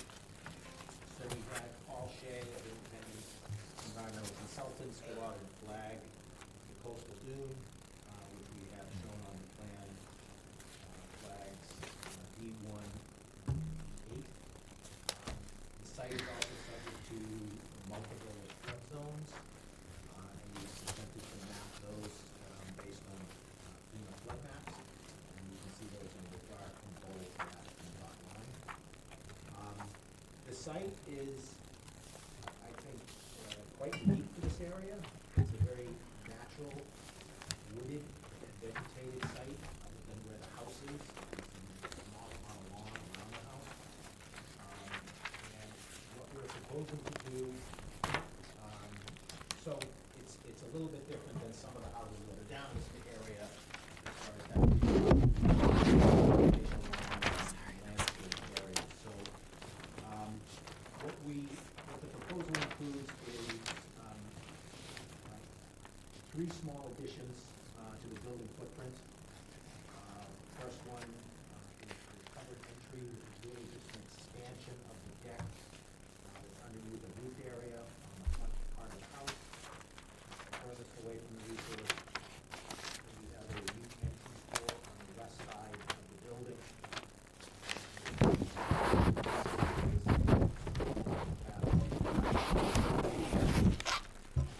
That is located about 70 feet away from the resource. And then we are proposing to dump out on the southwest corner of the building, which extends over an existing patio. And then above that area, there is a second floor expansion, which will be an office space for the home. The southwest addition is very small. It's basically a cantilever addition. There is no foundation. There is very little excavation necessary for any of these additions. So we were proposing, so we did a coverage table for you folks and provided some conservation notes regarding limit of work and revegetation. I was taking an approach with my mitigation requirements. We're adding 51 square feet. In total, I believe, plus 51 feet. And so I was gonna try to take advantage of the fund, to see if there'd be a better way to utilize mitigation. Amy was kind enough to give me a heads up that she didn't agree with that approach.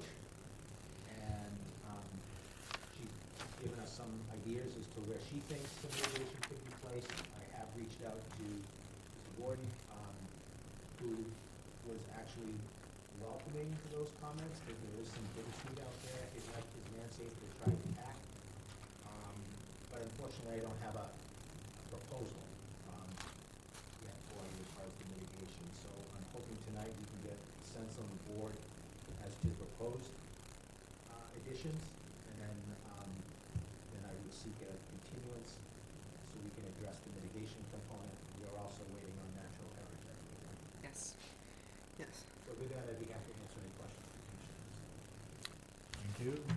I forgot to put that in your summary. We are also waiting on Heritage.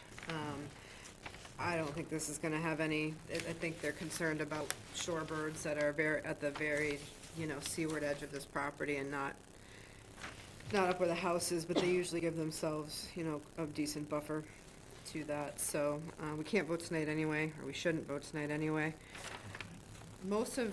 Things are pretty minor. A covered entryway, the path around the west side of the building with pavers on a stone base and a step, that's all within the 50 to 100. Pretty minor. And then the small bump out within the 0 to 50, but over a small portion of the existing patio. So I think all of these things are doable, and with some mitigation, particularly in the way of removing the invasives, which are kind of almost along the fringe of that limit of work line, and replanting with some natives and maybe expanding a little bit of native planting bed, where it's all mulch there in the back now. It's not lawn, it's all mulch.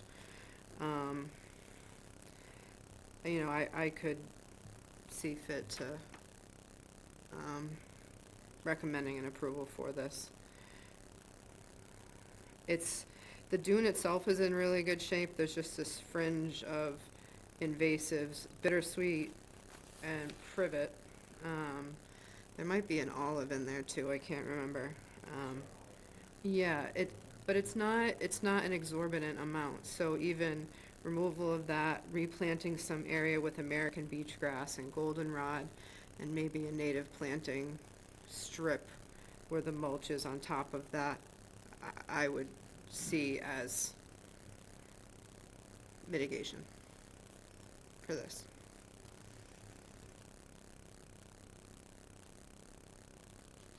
Okay, thank you.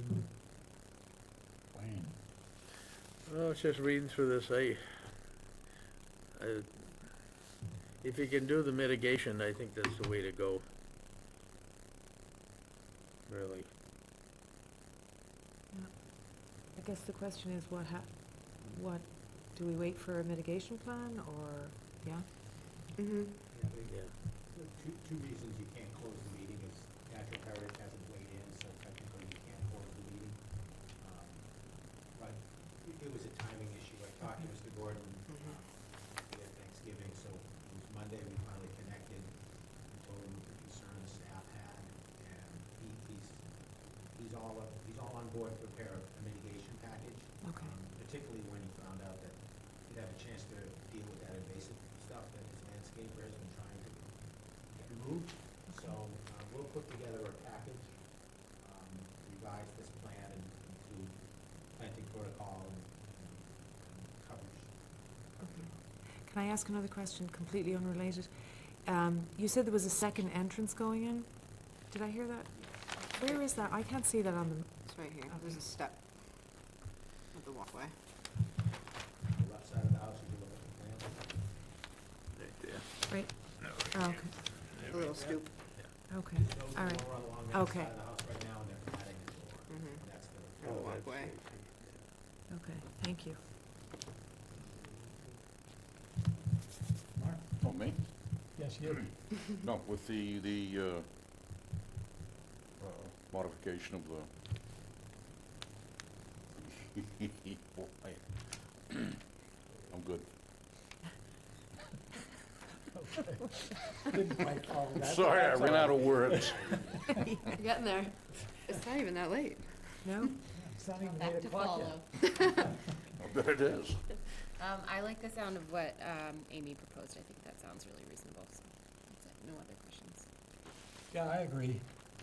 What sticks in my mind about that place are the privets who were prolifically fruiting yesterday. They're some of the biggest privet I've ever seen. Yeah, and more fruit than I've ever, I don't remember seeing more than maybe one or two little black berries on a privet, but there was a ton of them. Quite happy there. So they should get removed, so they're not seeding privets for all the neighbors. So, yes, I agree. Our next meeting is the 18th. 2 weeks. No? No? Let me check it. You're right, no, I'm sorry. Yes, I would like, I would kindly request a continuance to the 18th to address the mitigation. So we would just need things, like a week from today. Yes, well, that's the night I'd like to be continued to, and Mr. Gordon and I can't get our act together. You'll let us know. Okay. So I'll move that we continue for Monomoy Road, map 5, parcel K1-A3 to December 18. Second. All those in favor? Aye. Aye. 5-0. Thank you. Okay, next we have a notice of intent for 39 Prince Charles Drive, map 110, parcel S19, for the repair of an existing retaining wall.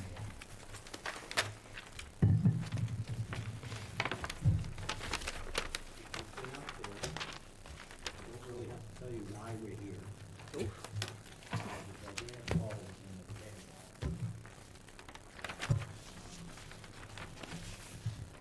We are looking to correct. So, this is on Prince Charles Drive, it runs on Long Pond. Our resources here are, an internet, that's the DEW. And the work that we're proposing is beyond 50 feet. So I do have a notation on the plan, there are some threads that we'd like to replace. If we fall within the 50 feet, it's simple replacement. But as you can see, the top of the hill, the house is a walkout, and at the top of the hill, there's a timber retaining wall that is bowing quite dramatically. So we are looking, so I met with the homeowner's representative and the landscape company that was gonna do the wall replacement, and we came up with this proposal. And basically, we're gonna rip out the existing retaining wall that is noted on this plan. There are several other retaining walls, we're not gonna touch that are in good shape.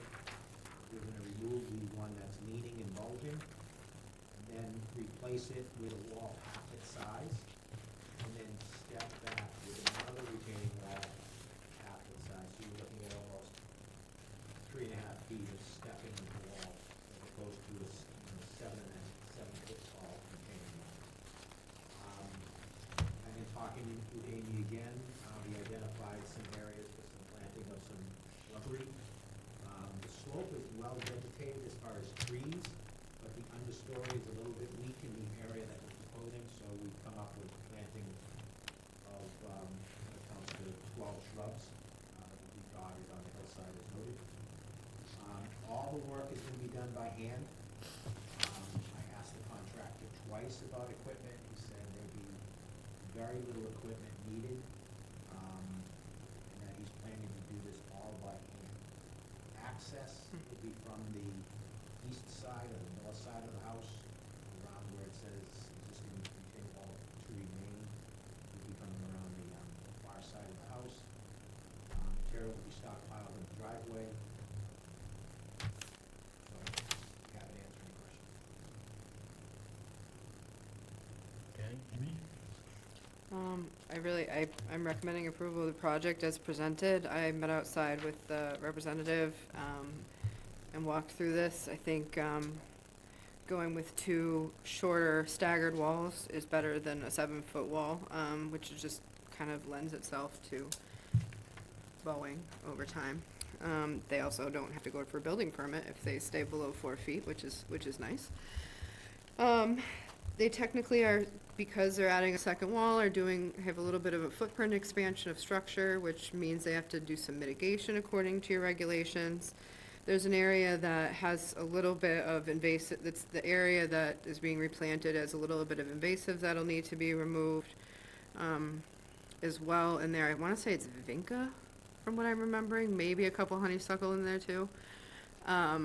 But the area, the new plants that you're proposing should take well in there too, once those are yanked out. And it looks like it mainly should be handwork in that area. And we're only I was hoping not to address invasives all over the slope. No, in just, that area. yeah, I just don't wanna, we don't wanna see them take over the new plantings. No, in the future, if the owners want to address the rest of the invasives, we would be here.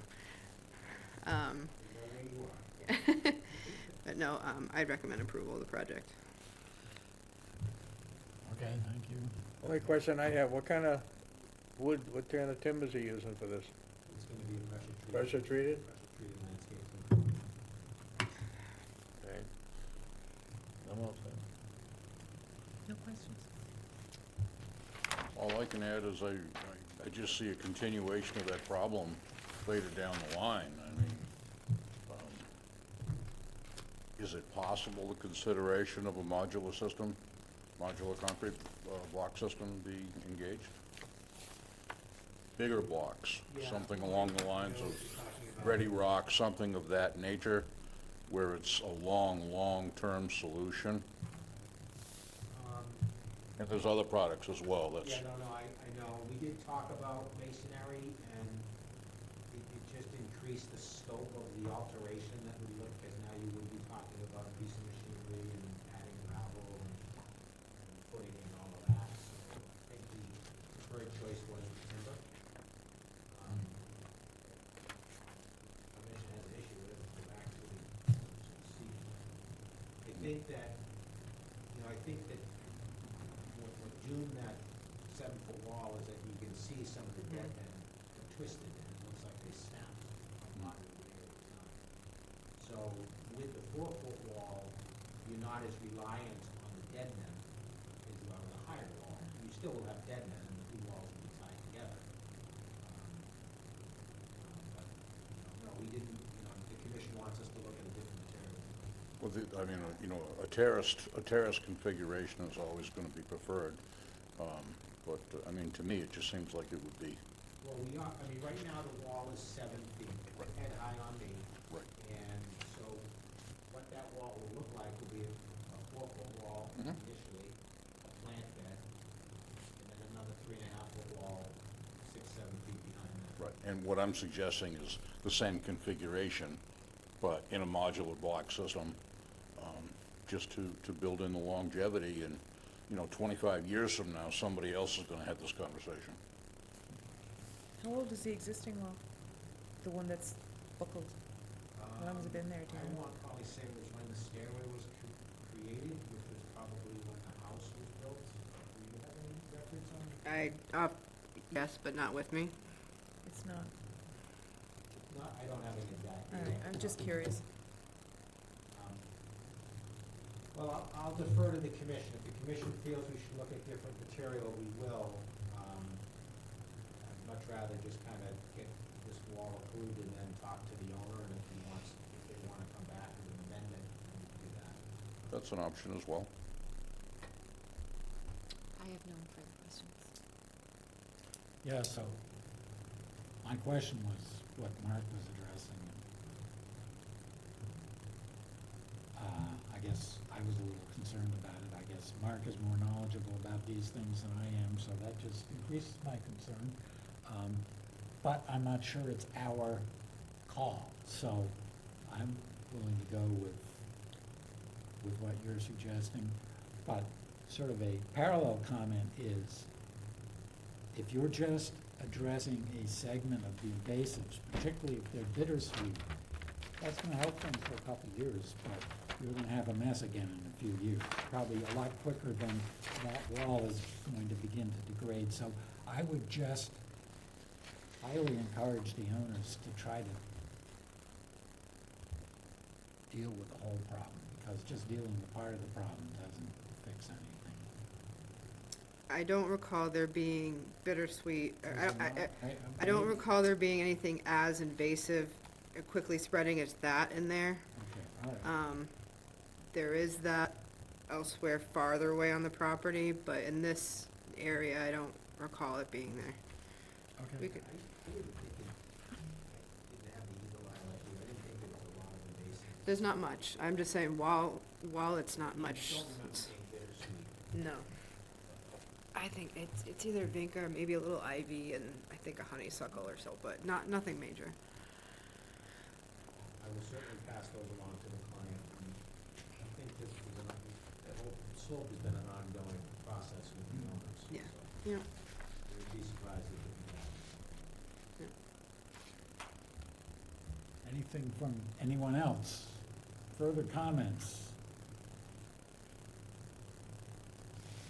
Anyone care to make a motion?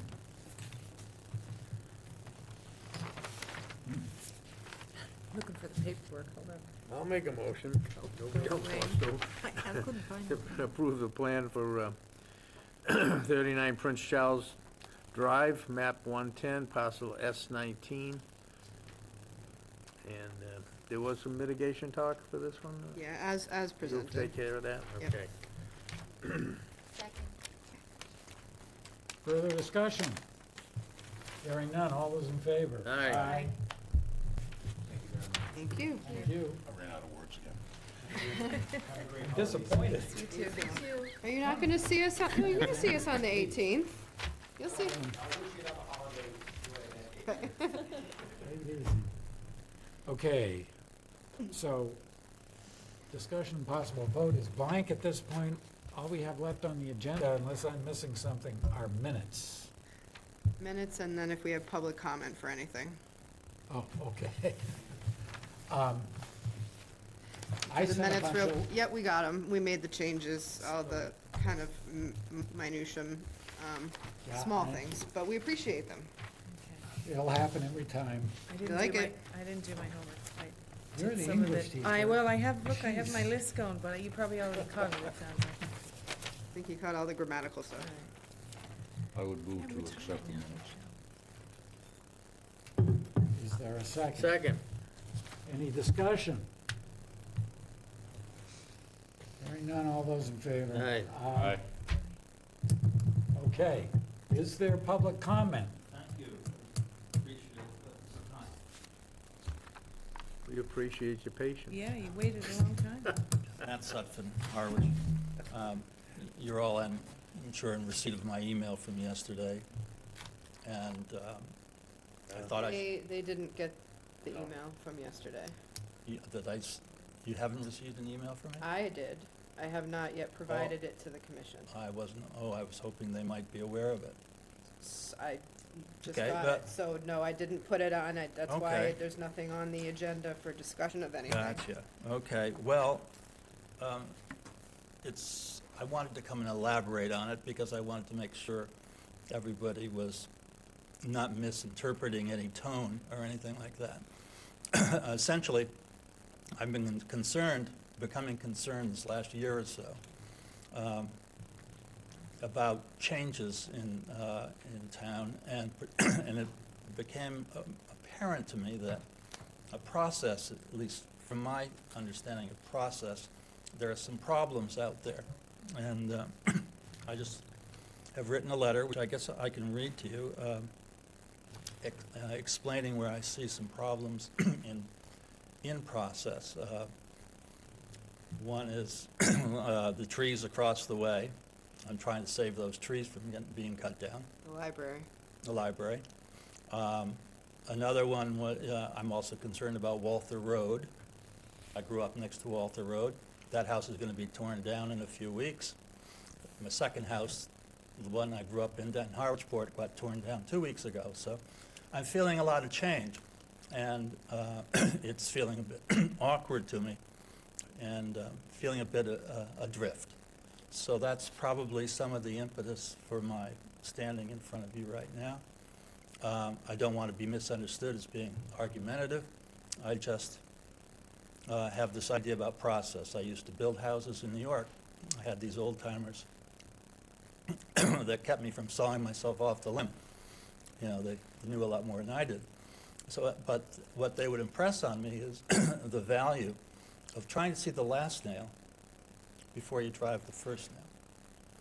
And so all of the elements of process come into play because you don't want to be reinventing the wheel all the time as you move along to get a result. And I do see the problem, from my perspective, I see that problem. May I read this, what I sent? Would you take what I have to say? Please do, but keep in mind, be concise. Well, we can't have a lot of discussion if it's not an agenda item, and that's why, Okay. but we can certainly hear it. Well, I would appreciate it because that way we can all be clear. Mm-hmm. Thank you. Let me see if I can find it here. I wrote this letter to Selectman McGaskill and I copied the other members of the board, and I copied all the other boards that relate to my concern. So basically, there's no hidden agenda here. Everybody got this letter. So, if I may read it. Your position, Mr. Selectman McGaskill, your position as stated last night at the end of the 12/2/24 Select Board meeting. That's what I'm writing about. For the record, even with the intransigence of your apparent nature in our mutual natures, I do regard you as enough of a businessman not to leave your money on the table. But we are not talking about your personal money. When thinking back on all the dollars expended on Queen Anne Road, ahead of the pet cemetery vote, history demonstrated then a wasteful approach, and it appears the town is at it again. Your board has kept in abeyance any participation by the HDHC to raid the Brooks Library sidewalk plan. Now, concomitantly, the town is expending permit and engineering fees deemed necessary for an installation yet to be approved by the HDHC. Why are you not calling for HDHC deliberation ahead of the planned $24,000 in engineering expenditure and $5,000 plus or minus in permitting fees across the street?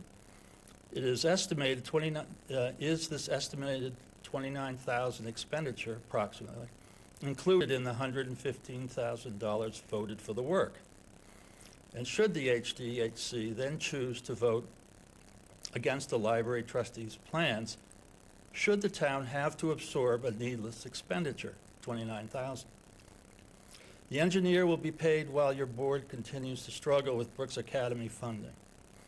If the HDHC decides to support the library sidewalk and tree removal plan monies, removal plan monies would not be wasted, just the trees.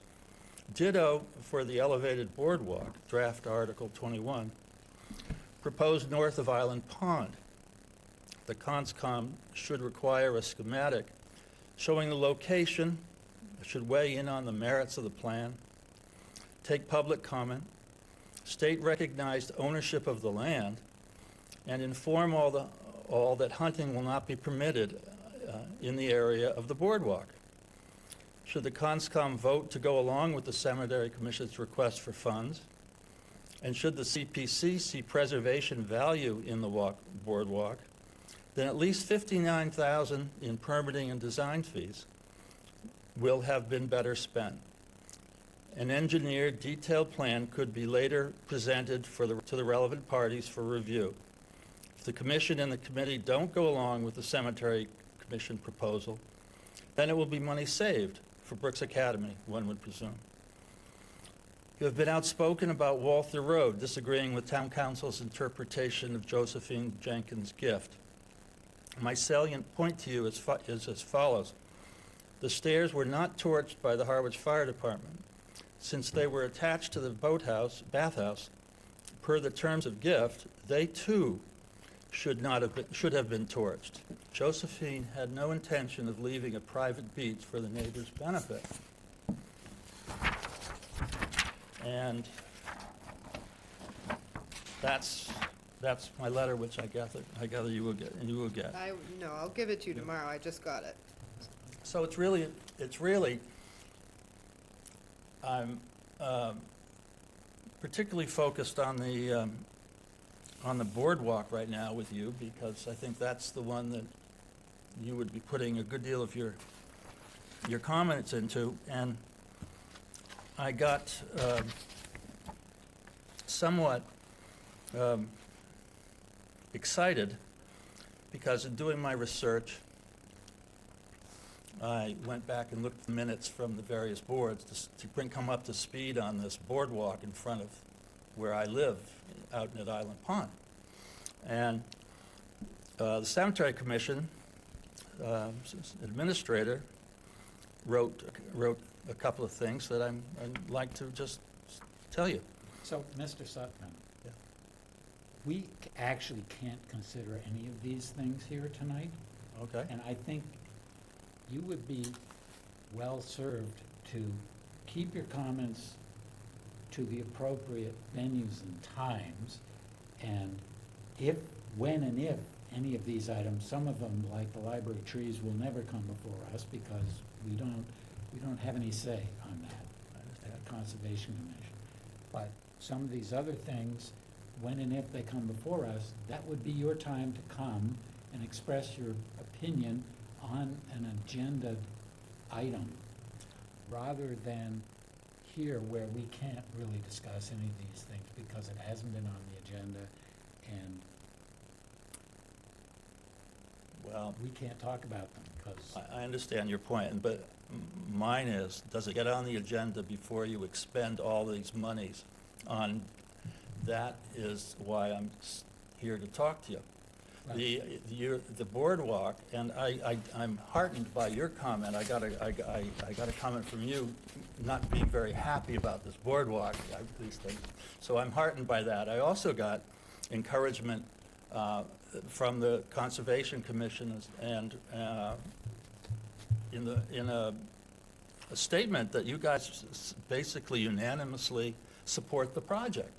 Now, if the Cemetery Commission is out selling these projects, which they are, what they're doing, it's right here in the minutes, you unanimously support the boardwalk. Well, that's, Well, you hear where I'm going with this? It's what it is. I'm sorry, but we can't talk Yeah. right now about whether or not or how we might support such a project, because it's not an agenda item, we're not having a hearing about it.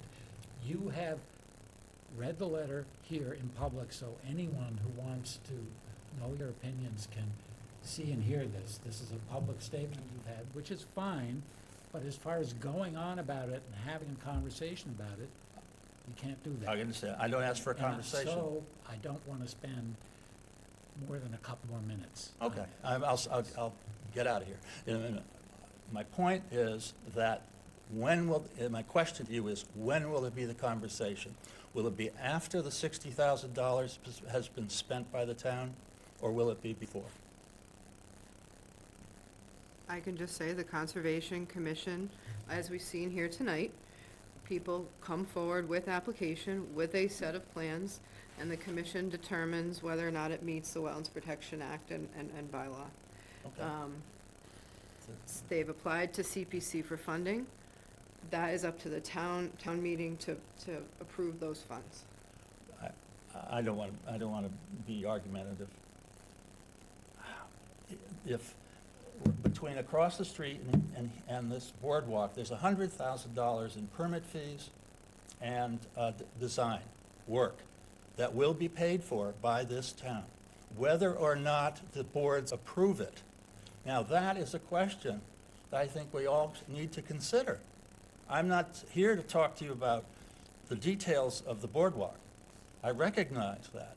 What I am here to talk to you about is the process. Should there not be a determination of applicability involved before the town goes out and spends $100,000? That's really what it is. And I'm just looking for somebody to say, yeah, $100,000 could be spent at Brooks Academy. Doesn't need to be spent on permitting something that won't get approved. It's kind of simple, from my perspective.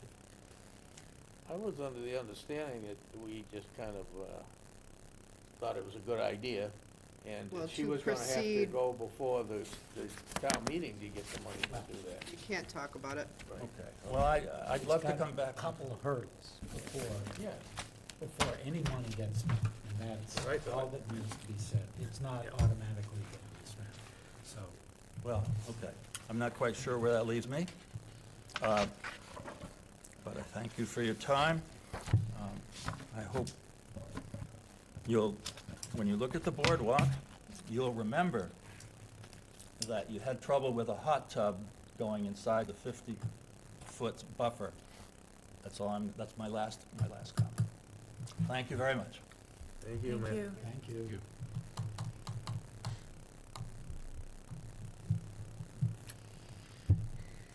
Before we're done, Yeah. can we talk for one more minute about compost treatments?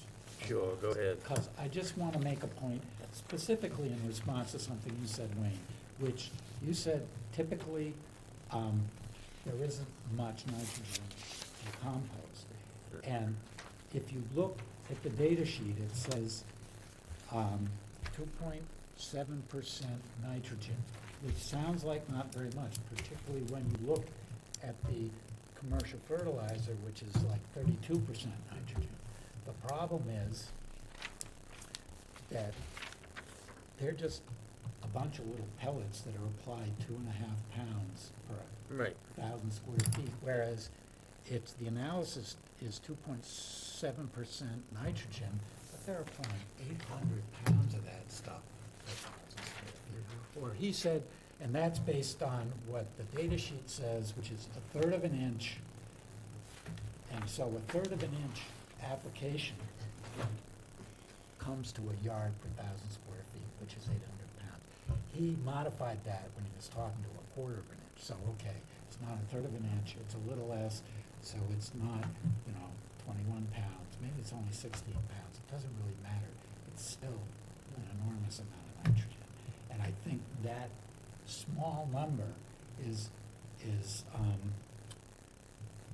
it's kind of like misdirection. You can look at that and think, it's not much, who cares, but then you look at the 800 pounds, well, I mean, they say they're applying it at 1/3 of an inch, so it's not obvious that that means a yard or 800 pounds for 1,000 square feet.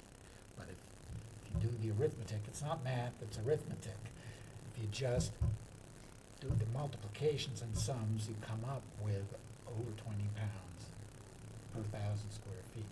And I think that is very problematic. And I don't know if there are other compost products which have way less nitrogen.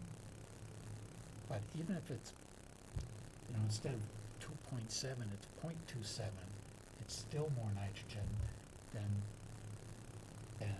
Synthetic fertilizer. than the commercial fertilizer. And maybe it's more organic, it's more complex molecules, it's not just ammonia you're putting on your lawn, so it breaks down slower. But that doesn't mean it doesn't break down and get into the groundwater anyway. And my point was, I want to know my own personal, Yeah, where all this nitrogen coming from in a pile of compost, Well, they say it's super peat. Yeah, So, okay, and what is what- super peat? Will you send everybody? I that? will, sorry, yeah, I will. And I haven't made a note of it, and we can, so again, you we can should look have at we it. should have a bigger discussion about Contemplate. this, because this also is not really it came up during a hearing, but we should have a separate discussion on this Yeah, it's a pretty deep subject. it's a pretty deep Absolutely. And subject. there's a lot of Your points are valid, I don't dispute your point. Yeah. But I think it needs to be looked at Yeah. from a couple of different perspectives. Yep, and we've tried to have it not in the commission as much as in town. We've tried to have these conversations and they always sort of end up on the rocks one way or another, so. Yeah. We should try again. Yeah. Why not? I have a comment about something else, if I may. The parking area over at Bell's Neck It's done. Is it? Oh, it's Oh, yeah? done. looks wonderful. Yeah, I got to go check it out tomorrow. Well, I can't claim any other than trying to put it all together, but DPW did an awesome job. They did a great job. It looks fantastic. Generally, it presents well. I think it's everything we discussed. Yeah. I'd like to see a few more pieces of fence going further down the line and love to continue that work.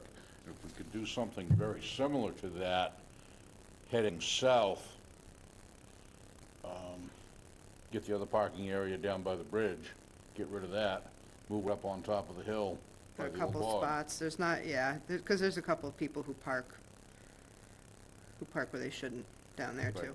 But again, another opportunity to direct the parking. There's a place there, can be made very clean, very nice. You know, a few other things to coincide with that, but I think what we did there was a big step, and That was, I feel like CPC fund, that was well spent. I agree. Yeah. So that whole thing was $6,000. Really? That was That's it. good. Okay, and what does that That was leave the left? fence, Because we had some money, not much, I have to look. We like don't have a $1,400, I think. I have to check, I don't know. Okay. Maybe closer to 7,000, but anyway, it was the fencing and the crushed concrete, so it came out really nice. They did. Yeah, they did a good job. And in the spring, they bermed where the other parking lot was gonna be, or was, and we're gonna plant that, Mhm. so. Burned, not burned. Berm, That's right. With an M and a T. yeah, I was just gonna say, maybe we can make a plan to have this discussion. Yeah. it shouldn't be completely, I don't like it coming back and forth every now and then and everyone's unprepared and Yeah. whatever. Like, let's hash it out. Maybe we can, if we decide we want to amend Mhm. our instructions, like, let's do that before next Yeah. landscaping season start. Let's do it at a This time winter, where, yeah. like, landscapers can come in and, you know, give their pitch on whether nitrogen is created equal or not, or whatever the discussion is, but like maybe February or Yep. early March or something. I agree. Put it on the agenda and at least have a organized discussion about Yeah. it. That's a great idea. Through agree. that, if I may add, through that, I mean, if there are some other specifics that were blended into the boilerplate order of conditions, specifically native grass seed mix, if there is some specific details on what that seed mix should be, I think that would eliminate some confusion. Because there certainly is some. Yeah, I like that. So, I can't speak for everybody, but I know there's a lot of people out there who are trying to do the right thing. And, you know, they just need probably a little better guidance, so. there's many places you can go buy grass seed, and they sell a specific Cape Cod mix. Oh, I know, That doesn't mean it's native but it grass. doesn't mean it's native, yeah. But it has face Layperson value. is not gonna know that. Stating that, exactly, without the directive of what the seed mix should be. Right. Mhm. Everybody's wide open to make a mistake. Well, we'll see how January historically has been a little slower. I hate to say that because this December, like, next meeting is pretty busy too. But January, February would be a good time to have that conversation. February would be better. Yeah, I mean, to me, if we could start that conversation in January, because it's not gonna be. We'll a see how 10-minute far we get, conversation, yeah. Right, it'll be April before you know it. Yeah, it's probably more than a one meeting type discussion, I so. would think so. We'll try to frame it a little bit so it's not just kind of a free-for-all. Exactly. Well, it might be possible to make like a 2 or 3 word change in some line in the regulations that we could discuss in one Yep, of those Yep, meetings. we can put everything on the I will table. definitely be thinking about how to clarify the Mhm. whole business. And I don't think it's gonna be easy to do it in a couple words, but we can think about whether Mhm. there's a way to sort of nail things down a little better without changing everything. Yeah. I think, I'd like the opportunity to be more well-informed, though, Yeah. on all of this. I think that's what Sophia was getting at, too. It's just, Try to, maybe I can have some help compiling a list of some of the more commonly used things that people who are in more sensitive areas, you know, are using, such as this super Pete. And just take a look and see what people are using. Okay? Nitrogen is a problem everywhere. I understand. Not just in our jurisdictional area, which is part of what alarms me a little bit about something like super Pete, because it is a very appealing thing. Mhm. Unless there's something about it that I don't understand that mitigates the fact that there's so much nitrogen in it, anybody who's applying it on their lawn anywhere is making a large contribution to Yeah. water pollution. All right, what about this deal on Wales Road here? We can't, so it was not on the online agenda, Okay, so we can't talk about so it. we can't unfortunately talk about it. Okay. What So about, that'll I be was the going 18th. down Lothrop yesterday, I was looking at the otter trails across the road there, and I went by that house that, what's the deal with that house? I don't know, I need to get an update, because that last time they had continued to try to settle, but I haven't talked to their new lawyer in well over a year at this point, so I gotta say more. I will check with counsel on that. And the otters are going across the road all the time down there. If you all wanna see a fantastic photo, I showed it to John, I don't know if I showed it to you yesterday, of the Cooper's hawk with a long-eared owl at Coldbrook together. Stick around for a minute, I'll pull it up. But I have nothing else other than that. Yeah, there's on Lothrop Avenue, there's a couple of spots where Yeah, they the cross the otters. road. And when they go out to the marsh, they get mud all over their feet and stuff, and you can see where they leave footprints when they go back across the road. It's pretty cool. Are they feeding in some places? Probably, because they go out there and they eat, crustaceans and things out in the marsh, I'm sure, and whatever else they can find. And it's kind of interesting, it's fun to watch. I got a question before I forget it. Amy, over on Riverside Drive, behind Sullivan's house, there was an issue with some trees that were taken down. Yes, That's the same lot where that new home is being That's proposed, isn't it? 117, yeah. Yeah, it's not the same lot, it's the next lot, that property was subdivided into two lots. Okay. He All right. took trees. But he in did one- take a few trees down on that lot too, this is not going to impact them, That's where I was going with I that. figured, yeah, Is, nope, so that's all clear? yes. Okay. So, we could talk about a motion. I'll make a motion, we adjourn the meeting of December 4th. I'll second I'll that. second it. All in favor? Aye, aye, aye. Right.